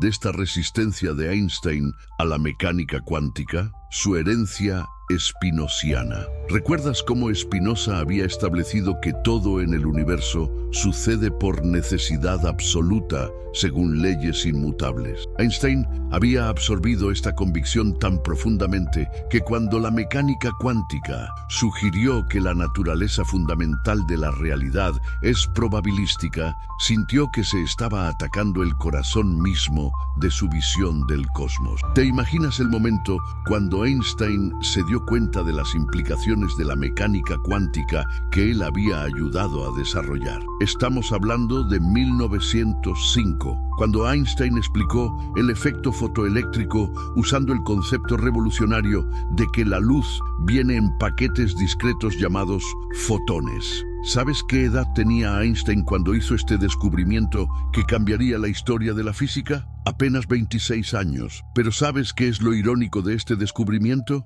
Einstein pensaba que había encontrado una manera de preservar el determinismo clásico en el mundo microscópico. No se imaginaba que este mismo concepto de fotones se convertiría en una de las piedras angulares de una teoría que posteriormente desafiaría todas sus convicciones más profundas sobre la naturaleza de la realidad. ¿Y sabes cuándo comenzó realmente el conflicto interno de Einstein con las implicaciones de su propio trabajo? Fue durante la década de 1920, cuando físicos como Niels Bohr, Werner Heisenberg y Max Born comenzaron a desarrollar lo que se conocería como la interpretación de Copenhague de la mecánica cuántica. ¿Te puedes imaginar la perplejidad de Einstein cuando se dio cuenta de lo que estos científicos estaban proponiendo? Estaban diciendo que, a nivel fundamental, la naturaleza no es determinista, sino probabilística, que no podemos, ni siquiera en principio, predecir exactamente qué sucederá en un evento cuántico individual, sino solo calcular las probabilidades de diferentes resultados posibles. ¿Y sabes cuál fue la reacción visceral de Einstein ante esta interpretación? Su famosa declaración: Dios no juega a los dados con el universo. ¿Te das cuenta de la profundidad filosófica de esta frase? no era simplemente una objeción técnica a una teoría científica, era la expresión de una convicción existencial profunda sobre la naturaleza racional del cosmos. Pero ¿sabes quién le respondió a Einstein con una frase igualmente memorable? Niels Bohr, el líder intelectual de la Escuela de Copenhague, quien le dijo: Einstein, deja de decirle a Dios lo que tiene que hacer. ¿Puedes sentir la tensión dramática de este intercambio? Aquí tienes a dos de los físicos más brillantes de la historia discutiendo no solo sobre fórmulas matemáticas, sino sobre la naturaleza misma de la realidad. ¿Y sabes cuáles fueron los debates más épicos entre Einstein y Bohr? Tuvieron lugar en las famosas conferencias Solvay, esos encuentros legendarios donde se reunían los físicos más importantes del mundo para discutir los problemas más profundos de la ciencia. ¿Te imaginas la intensidad intelectual de esas conversaciones? Einstein llegaba cada mañana con un nuevo experimento mental diseñado para demostrar que la mecánica cuántica era inconsistente, y Bohr pasaba el día analizando minuciosamente cada propuesta hasta encontrar la falla en el razonamiento de Einstein. Pero ¿sabes cuál fue el experimento mental más famoso propuesto por Einstein en su batalla contra la mecánica cuántica? El experimento EPR, nombrado así por Einstein, Podolsky y Rosen, los tres físicos que lo desarrollaron en 1935. ¿Y sabes qué trataba de demostrar este experimento mental? Que la mecánica cuántica llevaba a conclusiones absurdas sobre la naturaleza de la realidad. Te puedo explicar de manera simple qué proponía el experimento EPR. Imagina dos partículas que han interactuado y luego se separan por grandes distancias. Según la mecánica cuántica, estas partículas permanecen entrelazadas, de tal manera que medir una de ellas instantáneamente afecta a la otra, sin importar la distancia que las separe. Einstein llamó a esto acción fantasmal a distancia y argumentó que era imposible porque violaría la teoría de la relatividad, que establece que nada puede viajar más rápido que la luz. ¿Puedes imaginar la satisfacción de Einstein al desarrollar este argumento? Pensaba que finalmente había demostrado que la mecánica cuántica era incompleta, que debía haber variables ocultas que explicaran el comportamiento aparentemente aleatorio de las partículas cuánticas. ¿Te das cuenta de cómo esto encajaba perfectamente con su herencia spinosiana? Si todo está determinado por leyes naturales, entonces la aparente aleatoriedad cuántica debe ser simplemente ignorancia de las causas verdaderas. Pero ¿sabes cuál es una de las ironías más grandes de la historia de la ciencia?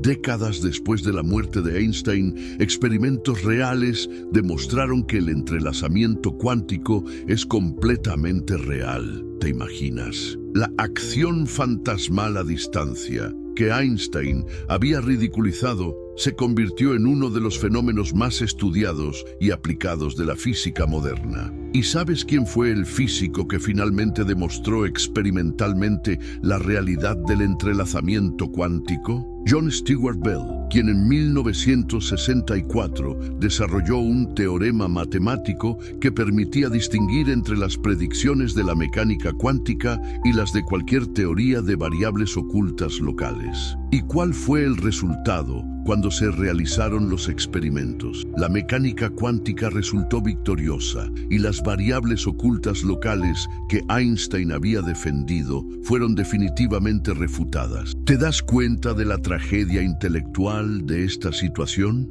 Einstein, uno de los físicos más brillantes de todos los tiempos, había estado defendiendo durante décadas una posición que la naturaleza misma se encargaría de demostrar que era incorrecta. Pero ¿sabes qué es lo más fascinante de todo? Que incluso estando equivocado en este punto específico, Einstein había planteado preguntas tan profundas que siguen siendo relevantes para la física contemporánea. ¿Y sabes cuál era la objeción más profunda de Einstein a la interpretación de Copenhague? no era técnica sino filosófica. Einstein no podía aceptar que la realidad fuera fundamentalmente indeterminada. Para él, influenciado por Spinoza, el universo tenía que ser racional y determinista hasta en sus niveles más profundos. La idea de que Dios jugara a los dados contradecía todo lo que Einstein creía sobre la naturaleza divina del cosmos. Pero ¿sabes qué aspecto específico de la mecánica cuántica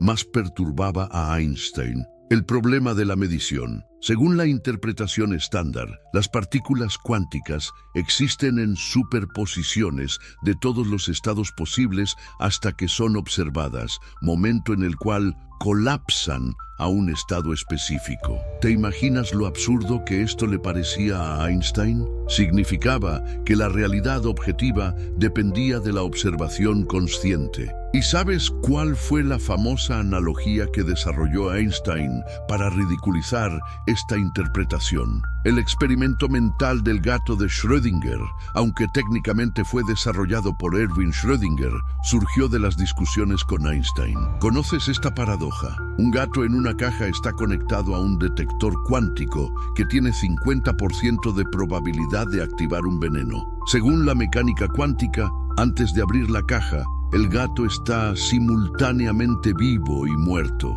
¿Te das cuenta de por qué Einstein consideraba esto absurdo? Para él, influenciado por la filosofía realista de Spinoza, el gato tiene que estar definitivamente vivo o definitivamente muerto, independientemente de si alguien observa o no. La realidad no puede depender de la conciencia humana. Pero ¿sabes cuál es quizás el aspecto más conmovedor de esta batalla intelectual de Einstein? Que nunca se rindió. Hasta el final de sus días, siguió buscando una teoría unificada que restaurara el determinismo al corazón de la física. ¿Te imaginas la soledad intelectual de Einstein durante sus últimos años? La mayoría de los físicos jóvenes habían aceptado la mecánica cuántica, pero Einstein seguía siendo el disidente solitario. ¿Y sabes qué estaba buscando específicamente Einstein en su teoría unificada? Una descripción determinista que mostrara que todas las fuerzas fundamentales del universo, gravitación, electromagnetismo y las fuerzas nucleares, eran aspectos de una sola realidad geométrica. ¿Te das cuenta de cómo esto reflejaba directamente la filosofía espinociana de que todo es una sola substancia que se manifiesta de diferentes maneras? Pero ¿sabes cuál es la ironía final de esta historia? Aunque Einstein no logró desarrollar su teoría unificada, y aunque estaba equivocado sobre el determinismo cuántico, sus preguntas profundas sobre la naturaleza de la realidad siguen inspirando a los físicos teóricos más avanzados de hoy. ¿No es hermoso cómo incluso las derrotas intelectuales de los genios pueden seguir siendo fértiles durante generaciones? La influencia mutua, Spinoza y Einstein en el siglo XXI. ¿Sabías que las ideas de un filósofo del siglo XVII siguen transformando la ciencia moderna? ¿Te has preguntado por qué las palabras de Einstein sobre Dios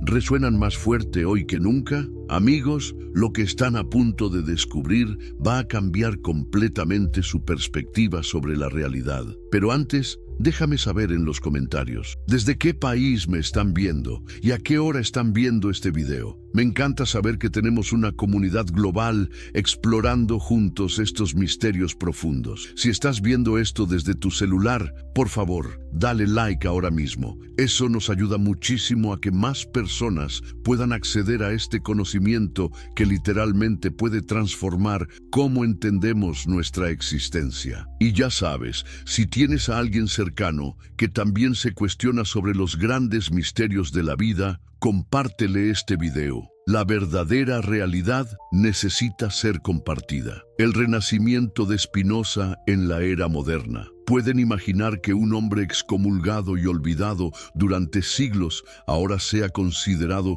uno de los pensadores más relevantes para entender la ciencia moderna? Baruch Spinoza, ese filósofo que vivió en las sombras, puliendo lentes, mientras desarrollaba ideas que harían temblar los cimientos del pensamiento occidental, ha experimentado un renacimiento extraordinario en los últimos 50 años. ¿Pero por qué ahora? ¿Qué tienen las ideas de Spinoza que resultan tan pertinentes para nuestro siglo XXI? La respuesta es fascinante y va mucho más allá de lo que Einstein pudo imaginar cuando declaró su admiración por el filósofo holandés. Imaginen por un momento las universidades más prestigiosas del mundo: Harvard, Oxford, la Sorbona, MIT.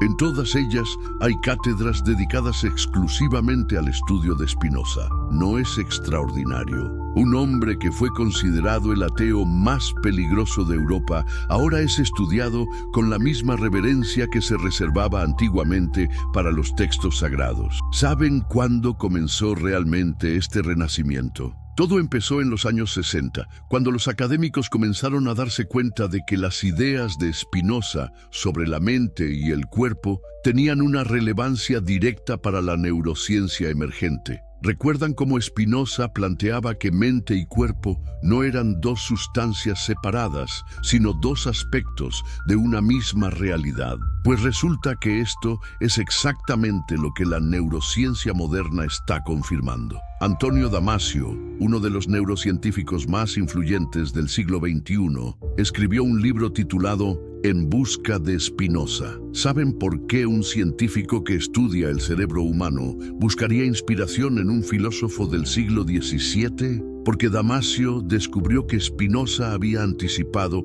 con una precisión asombrosa cómo funcionan realmente las emociones y la conciencia humana. Pero ¿cómo es posible que alguien que vivió hace más de 300 años, sin microscopios ni resonancias magnéticas, pudiera entender mejor que nosotros el funcionamiento de la mente humana? La respuesta está en su método. Spinoza no se conformaba con observaciones superficiales o tradiciones heredadas. Él aplicaba la geometría, la lógica más pura, al estudio de la naturaleza humana. Pensemos en esto por un momento. Cuando ustedes sienten alegría, ¿qué está pasando realmente? Para Spinoza, la alegría no era algo místico o inexplicable. Era el aumento de la perfección, de la potencia de actuar del ser humano. ¿Y la tristeza? La disminución de esa potencia. ¿No es exactamente lo que confirman hoy los estudios sobre neurotransmisores y estados cerebrales? ¿Saben qué más predijo Spinoza que la ciencia moderna está confirmando? La inexistencia del libre albedrío tal como tradicionalmente lo concebimos. Para el filósofo holandés, todo en el universo, incluyendo nuestras decisiones, sigue leyes necesarias de la naturaleza. ¿Les suena familiar? Es exactamente lo que sugieren los experimentos de Benjamin Libet y otros neurocientíficos contemporáneos. Pero aquí viene lo más fascinante. ¿Ustedes creen que esto nos convierte en robots sin voluntad? Spinoza diría que no. Para él, la verdadera libertad no consiste en romper las leyes de la naturaleza, algo imposible, sino en comprender esas leyes. Cuanto más entendemos las causas que nos determinan, más libres nos volvemos. ¿No es esto exactamente lo que busca la psicología moderna cuando nos ayuda a comprender nuestros patrones de comportamiento? Y aquí es donde la historia se vuelve aún más interesante. ¿Saben quién fue el responsable de que estas ideas de Spinoza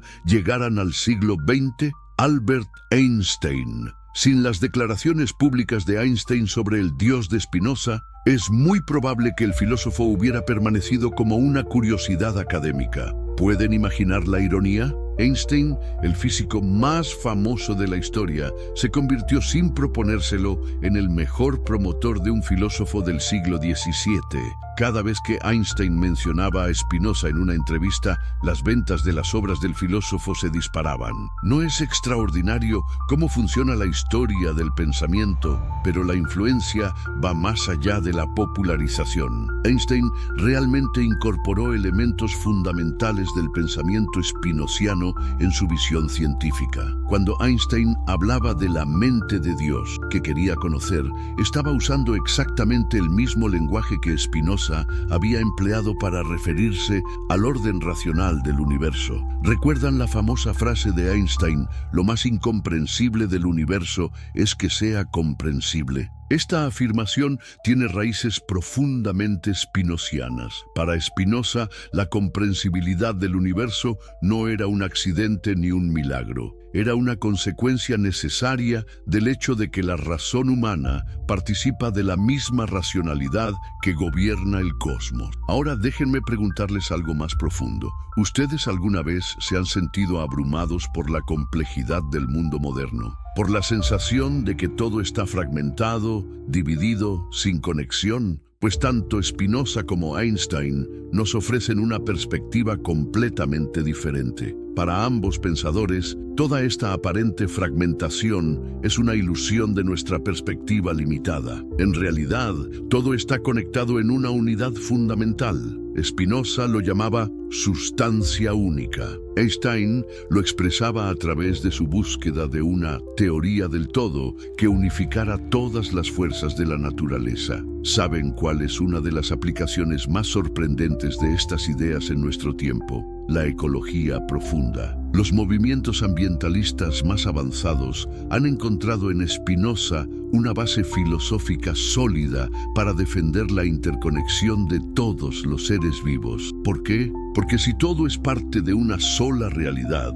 como decía Spinoza, entonces dañar a la naturaleza es literalmente dañarnos a nosotros mismos. Arne Naess, el filósofo noruego que fundó el movimiento de ecología profunda, se declaraba abiertamente spinoziano. ¿No es fascinante cómo las ideas de un hombre que vivió en el siglo XVII están ayudando a resolver los problemas ambientales del siglo XXI? Pero la influencia va aún más lejos. ¿Conocen el concepto de inteligencia artificial? Pues bien, algunos de los pioneros en este campo han encontrado en Spinoza inspiración para sus modelos. ¿Por qué? Porque la idea spinoziana de que mente y cuerpo son aspectos de una misma realidad ofrece una perspectiva única para entender cómo podría emerger la conciencia artificial. ¿Se imaginan? Las máquinas del futuro podrían estar funcionando según principios que un filósofo del siglo XVII dedujo usando solamente la razón pura. ¿No es esto una confirmación extraordinaria del poder del pensamiento humano cuando se aplica con rigor y honestidad? Einstein, como divulgador de Spinoza. ¿Sabían que Einstein nunca se propuso ser un divulgador de filosofía? Sin embargo, se convirtió en el promotor más efectivo que Spinoza ha tenido en toda la historia. ¿Cómo sucedió esto? La historia es fascinante y nos muestra cómo las ideas trascienden las intenciones de quienes las expresan. Todo comenzó en 1929, cuando un rabino de Nueva York le envió un telegrama a Einstein preguntándole directamente: ¿cree usted en Dios? La respuesta de Einstein fue inmediata y contundente: creo en el Dios de Spinoza, que se revela en la armonía ordenada de lo que existe, no en un Dios que se preocupa por los destinos y las acciones de los seres humanos. ¿Pueden imaginar el impacto de estas palabras? Aquí estaba el científico más famoso del mundo, el hombre que había revolucionado nuestra comprensión del tiempo y el espacio,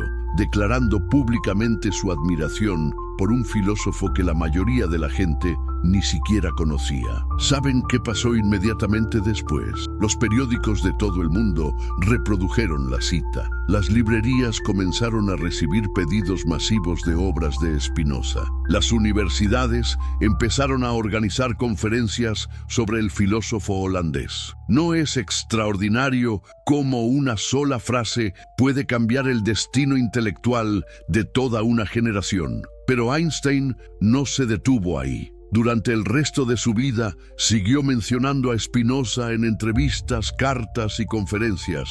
¿Por qué? Porque había encontrado en el filósofo no solo una inspiración intelectual, sino también una especie de hermano espiritual. ¿Recuerdan las similitudes biográficas que mencionamos antes? Ambos eran judíos que habían sido marginados por sus comunidades. Ambos habían elegido la búsqueda de la verdad por encima de la comodidad social. Ambos habían pagado un precio personal alto por sus convicciones. ¿No es natural que Einstein se sintiera identificado con Spinoza? Pero había algo más profundo. Einstein descubrió en Spinoza una forma de ser religioso sin ser supersticioso. ¿Cómo es esto posible? Para ambos pensadores, la verdadera religiosidad consistía en la admiración reverente por el orden y la belleza del cosmos, no en la aceptación ciega de dogmas o la realización mecánica de rituales. ¿Saben cuál era una de las frases favoritas de Einstein?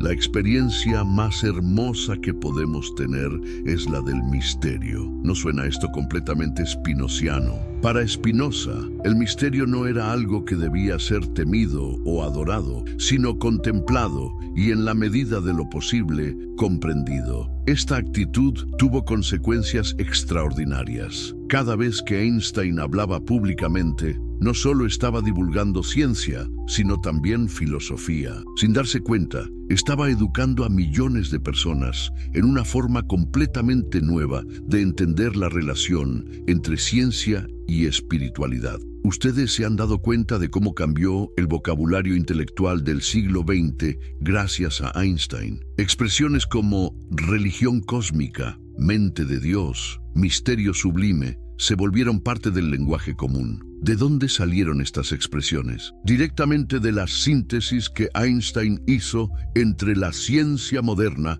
y la filosofía de Spinoza. Pero aquí viene lo más interesante. Einstein no era simplemente un repetidor de ideas spinozianas. Él las reinterpretó y las actualizó a la luz de los descubrimientos científicos del siglo XX. El resultado: una nueva forma de espiritualidad que era simultáneamente rigurosa intelectualmente y profundamente inspiradora emocionalmente. ¿Saben cuál fue el impacto más duradero de esta síntesis? La creación de lo que podríamos llamar una tercera vía entre el materialismo reduccionista y el espiritualismo tradicional. Einstein mostró que era posible ser profundamente espiritual sin ser supersticioso, profundamente racional sin ser desalmado. ¿Y saben qué es lo más extraordinario? Esta tercera vía que Einstein desarrolló, inspirándose en Spinoza, sigue siendo relevante hoy. En una época en que muchas personas se sienten obligadas a elegir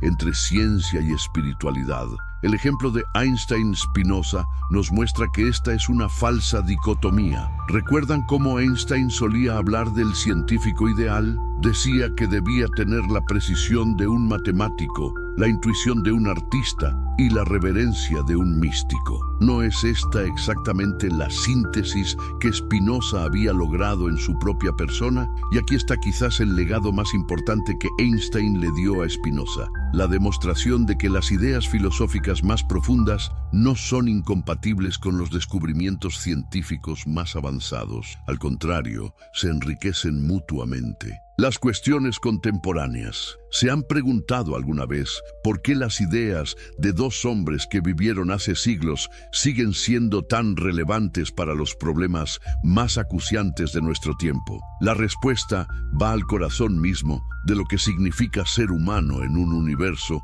que apenas comenzamos a comprender. Tomemos, por ejemplo, una de las cuestiones más fascinantes de la ciencia moderna: la teoría del caos. ¿Saben qué es lo más extraordinario del caos? Que no es realmente caótico. Detrás de lo que parece completamente aleatorio hay patrones, estructuras, leyes matemáticas precisas. ¿No les recuerda esto exactamente lo que decía Spinoza sobre el determinismo? Para Spinoza, todo en el universo seguía leyes necesarias, pero estas leyes eran tan complejas y las cadenas causales tan intrincadas que desde nuestra perspectiva limitada, muchos eventos parecían aleatorios. ¿No es esto exactamente lo que descubrió la teoría del caos 3 siglos después? Edward Lorenz, uno de los pioneros de la teoría del caos, solía decir que el aleteo de una mariposa en Brasil podía causar un tornado en Texas.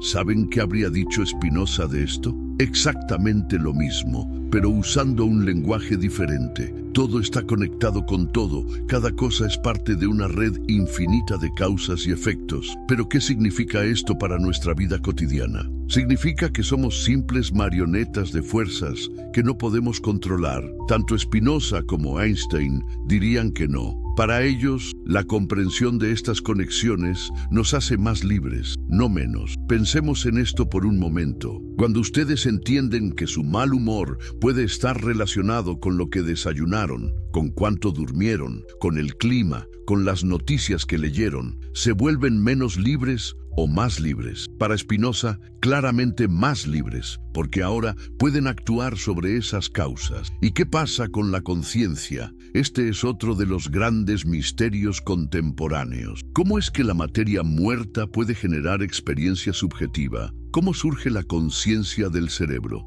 David Chalmers llamó a esto el problema difícil de la conciencia. ¿Saben qué pensaría Spinoza de este problema? Probablemente que está mal planteado. Para él no había materia muerta por un lado y conciencia viva por el otro. Todo en el universo tenía algún grado de mentalidad, desde los electrones hasta los seres humanos. ¿Suena absurdo? Pues algunos de los neurocientíficos más avanzados están llegando a conclusiones similares. La teoría de la información integrada, propuesta por Giulio Tononi, sugiere que la conciencia es una propiedad fundamental del universo, presente en diferentes grados en todos los sistemas complejos. ¿No es extraordinario? Las ideas que parecían más radicales en Spinoza están siendo confirmadas por la ciencia más avanzada de nuestro tiempo. Pero ¿por qué Spinoza pudo anticipar estos desarrollos? La respuesta está en su método. Spinoza no partía de prejuicios tradicionales sobre lo que debía ser la realidad. Él simplemente seguía la lógica hasta sus últimas consecuencias, sin importar cuán extrañas pudieran parecer las conclusiones. ¿Y qué hay del libre albedrío? Este es quizás el tema donde la síntesis Spinoza-Einstein es más relevante para nuestro tiempo. Los experimentos de neurociencia muestran que nuestras decisiones conscientes son precedidas por actividad cerebral inconsciente. ¿Significa esto que el libre albedrío es una ilusión? Para muchas personas, este descubrimiento es perturbador. Si no tenemos libre albedrío, ¿cómo podemos ser responsables de nuestras acciones? ¿Cómo puede haber ética, justicia, sentido en la vida? ¿Saben cuál sería la respuesta de Spinoza? Que estas preguntas están basadas en una comprensión errónea de lo que realmente significa ser libre. Para él, la libertad no consiste en la capacidad de romper las leyes de la naturaleza, sino en actuar según nuestra propia naturaleza esencial. ¿Qué significa esto en términos prácticos? Que somos más libres cuando nuestras acciones brotan de nuestro entendimiento y nuestros valores más profundos, no cuando son el resultado de impulsos irracionales o presiones externas. Einstein expresaba la misma idea de una manera ligeramente diferente. Para él, lo importante no era si nuestras acciones estaban determinadas, sino si estaban determinadas por causas nobles o innobles, por la razón o por la pasión ciega, por el amor o por el miedo. ¿Y saben qué es lo más hermoso de esta perspectiva? Que no nos quita responsabilidad, sino que nos la da de una manera más profunda. Somos responsables de cultivar nuestro entendimiento, de desarrollar nuestras capacidades, de alinear nuestras acciones con nuestros valores más elevados. Esto tiene implicaciones enormes para la educación, la psicología, la política, la ética. Si la verdadera libertad viene del conocimiento y la comprensión, entonces nuestra responsabilidad social más importante es ayudar a cada persona a desarrollar su máximo potencial intelectual y emocional. ¿No es esto exactamente lo que necesitamos en nuestro mundo fragmentado? Una ética basada no en mandamientos externos, sino en la comprensión profunda de nuestra interconexión con todos los seres. La síntesis moderna. ¿Alguna vez se han preguntado si es posible reconciliar completamente el determinismo de Spinoza con la libertad humana que todos experimentamos? ¿O si las ideas de Einstein sobre la unidad del cosmos pueden coexistir con la diversidad y complejidad que vemos a nuestro alrededor? Estas no son preguntas meramente académicas, son cuestiones vitales que afectan cómo entendemos nuestro lugar en el universo. La ciencia del siglo XXI nos está ofreciendo herramientas conceptuales que Spinoza y Einstein no pudieron imaginar, pero que curiosamente validan muchas de sus intuiciones más profundas. ¿Saben cuál es una de las más importantes? El concepto de emergencia. ¿Qué es la emergencia? Es la idea de que sistemas complejos pueden desarrollar propiedades que no estaban presentes en sus componentes individuales. Un ejemplo, el agua es húmeda, pero los átomos de hidrógeno y oxígeno que la componen no lo son. La humedad es una propiedad emergente. ¿Por qué es esto tan importante para entender la síntesis Spinoza-Einstein? Porque nos permite reconciliar la unidad fundamental de la realidad con la diversidad de fenómenos que observamos. Todo puede estar hecho de la misma sustancia básica, como decía Spinoza, pero esa sustancia puede organizarse de maneras tan complejas que emergen propiedades completamente nuevas. ¿Saben qué significa esto para el problema de la conciencia? Que podemos aceptar completamente el materialismo científico, la idea de que todo está hecho de materia y energía, siguiendo leyes físicas, sin negar la realidad de la experiencia consciente. La conciencia puede ser una propiedad emergente de sistemas nerviosos suficientemente complejos. Y para el libre albedrío, aquí la emergencia nos ofrece una perspectiva fascinante. Aunque nuestros cerebros estén completamente determinados por las leyes de la física, la complejidad de estos sistemas es tan enorme que emergen propiedades como la creatividad, la reflexión, la capacidad de elegir entre diferentes cursos de acción. ¿Recuerdan cómo Spinoza decía que somos más libres cuanto más entendemos las causas que nos determinan? Pues la ciencia moderna ha descubierto algo extraordinario. El acto mismo de entender cambia físicamente nuestro cerebro. Cada vez que aprendemos algo nuevo, se forman nuevas conexiones neuronales. El conocimiento literalmente nos transforma. Esto significa que la comprensión no solo nos hace sentir más libres, como pensaba Spinoza, sino que nos hace objetivamente más libres, porque expande el rango de posibilidades que nuestro cerebro puede considerar y actualizar. ¿No es esto una confirmación extraordinaria de la intuición spinoziana? El conocimiento es literalmente liberador, no solo metafóricamente. Cada vez que entendemos mejor cómo funcionamos, nos volvemos más capaces de dirigir conscientemente nuestra evolución. Stuart Kauffman, uno de los teóricos más innovadores de los sistemas complejos, ha propuesto algo que habría emocionado tanto a Spinoza como a Einstein: la idea de que el universo es creativo en un sentido literal. ¿Qué significa esto? Significa que el universo no solo sigue leyes predeterminadas, sino que constantemente genera nuevas posibilidades, nuevas formas de organización, nuevos niveles de complejidad. ¿No es esto exactamente lo que Spinoza intuía cuando hablaba de la potencia infinita de la naturaleza? ¿Y saben qué es lo más extraordinario? Que nosotros, como seres conscientes, somos la forma más avanzada que conocemos de esta creatividad cósmica. Somos literalmente el universo volviéndose consciente de sí mismo, como decía el cosmólogo Carl Sagan, que también era un gran admirador de Spinoza. Pero la síntesis moderna va aún más lejos. Los científicos están descubriendo que la creatividad y la autoorganización no son fenómenos exclusivamente biológicos. Suceden a todos los niveles, desde la formación de galaxias hasta la evolución de ecosistemas,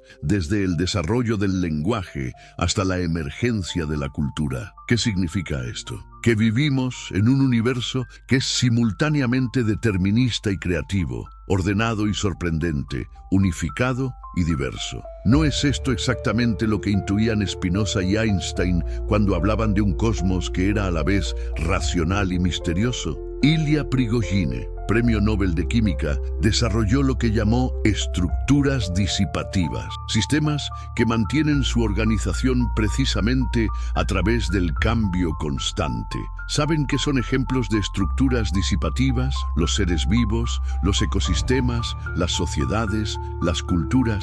¿No es fascinante? Somos estructuras que permanecen siendo nosotros mismos precisamente porque nunca dejamos de cambiar. Cada célula de nuestro cuerpo se renueva constantemente. Cada pensamiento modifica nuestro cerebro. Cada experiencia nos transforma. ¿No es esta una imagen perfecta de lo que Spinoza llamaba la perseverancia en el ser?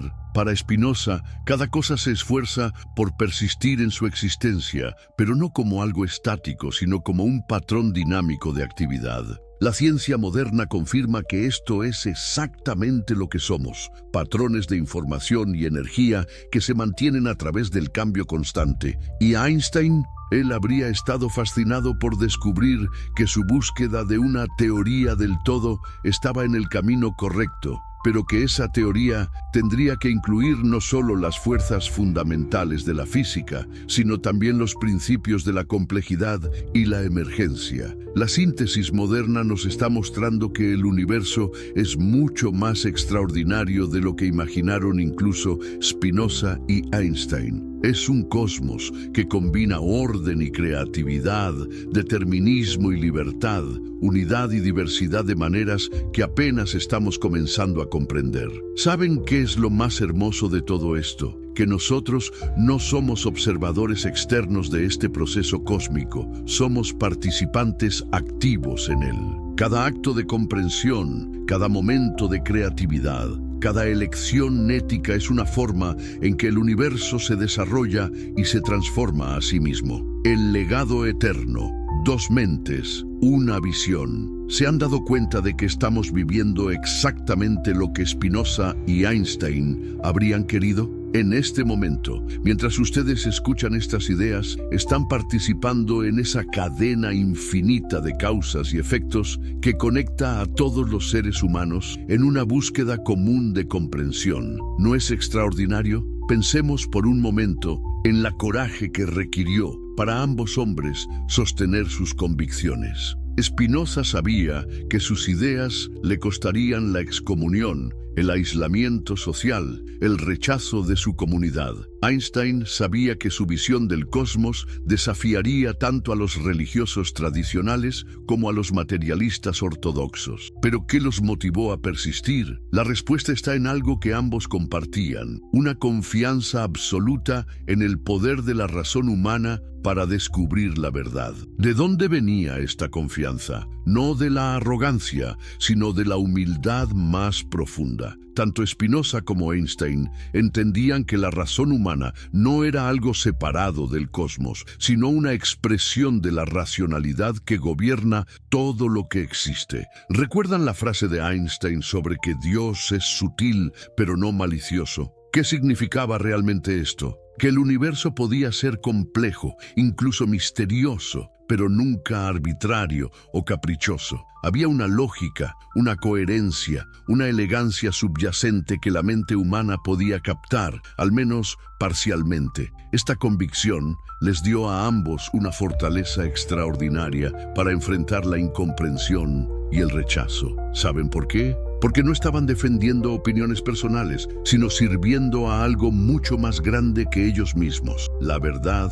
universal. ¿Y saben qué es lo más conmovedor de sus biografías? Que ninguno de los dos buscó fama o reconocimiento. Spinoza vivió modestamente, puliendo lentes y escribiendo para un puñado de amigos. Einstein, incluso después de volverse mundialmente famoso, mantuvo una simplicidad de vida que asombraba a quienes lo conocían. ¿Por qué esta simplicidad era tan importante para ellos? Porque habían entendido algo fundamental, que la búsqueda de la verdad requiere liberarse de las distracciones, de los deseos superficiales, de la necesidad de aprobación externa. ¿No es esto exactamente lo que necesitamos aprender en nuestro mundo lleno de ruido y distracciones? Pero quizás el aspecto más hermoso de su legado es cómo transformaron el concepto mismo de lo sagrado. Para la religión tradicional, lo sagrado estaba separado del mundo cotidiano, accesible solo a través de rituales específicos o revelaciones especiales.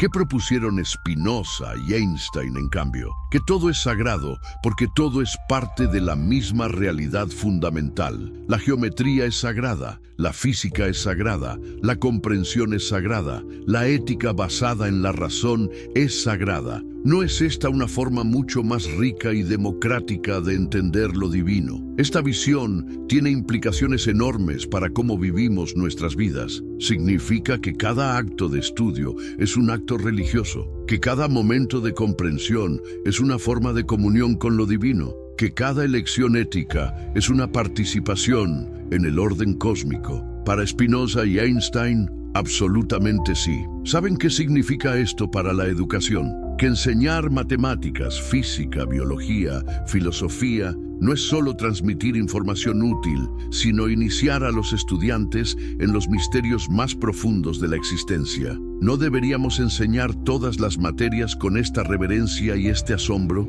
Y para la ciencia, que cada descubrimiento científico no es solo una adición a nuestro conocimiento técnico, sino una revelación de la estructura íntima de la realidad. ¿No es esto lo que sintieron Watson y Crick cuando descubrieron la estructura del ADN? ¿O lo que sienten los astrónomos cuando detectan ondas gravitacionales? Pero el legado de Spinoza y Einstein va más allá incluso de la educación y la ciencia. Ellos nos mostraron cómo es posible vivir con una espiritualidad profunda sin sacrificar la integridad intelectual. ¿Cómo es posible esto? La clave está en entender que la espiritualidad auténtica no requiere creencias irracionales, sino todo lo contrario. Requiere la máxima honestidad intelectual, la máxima apertura a la evidencia, la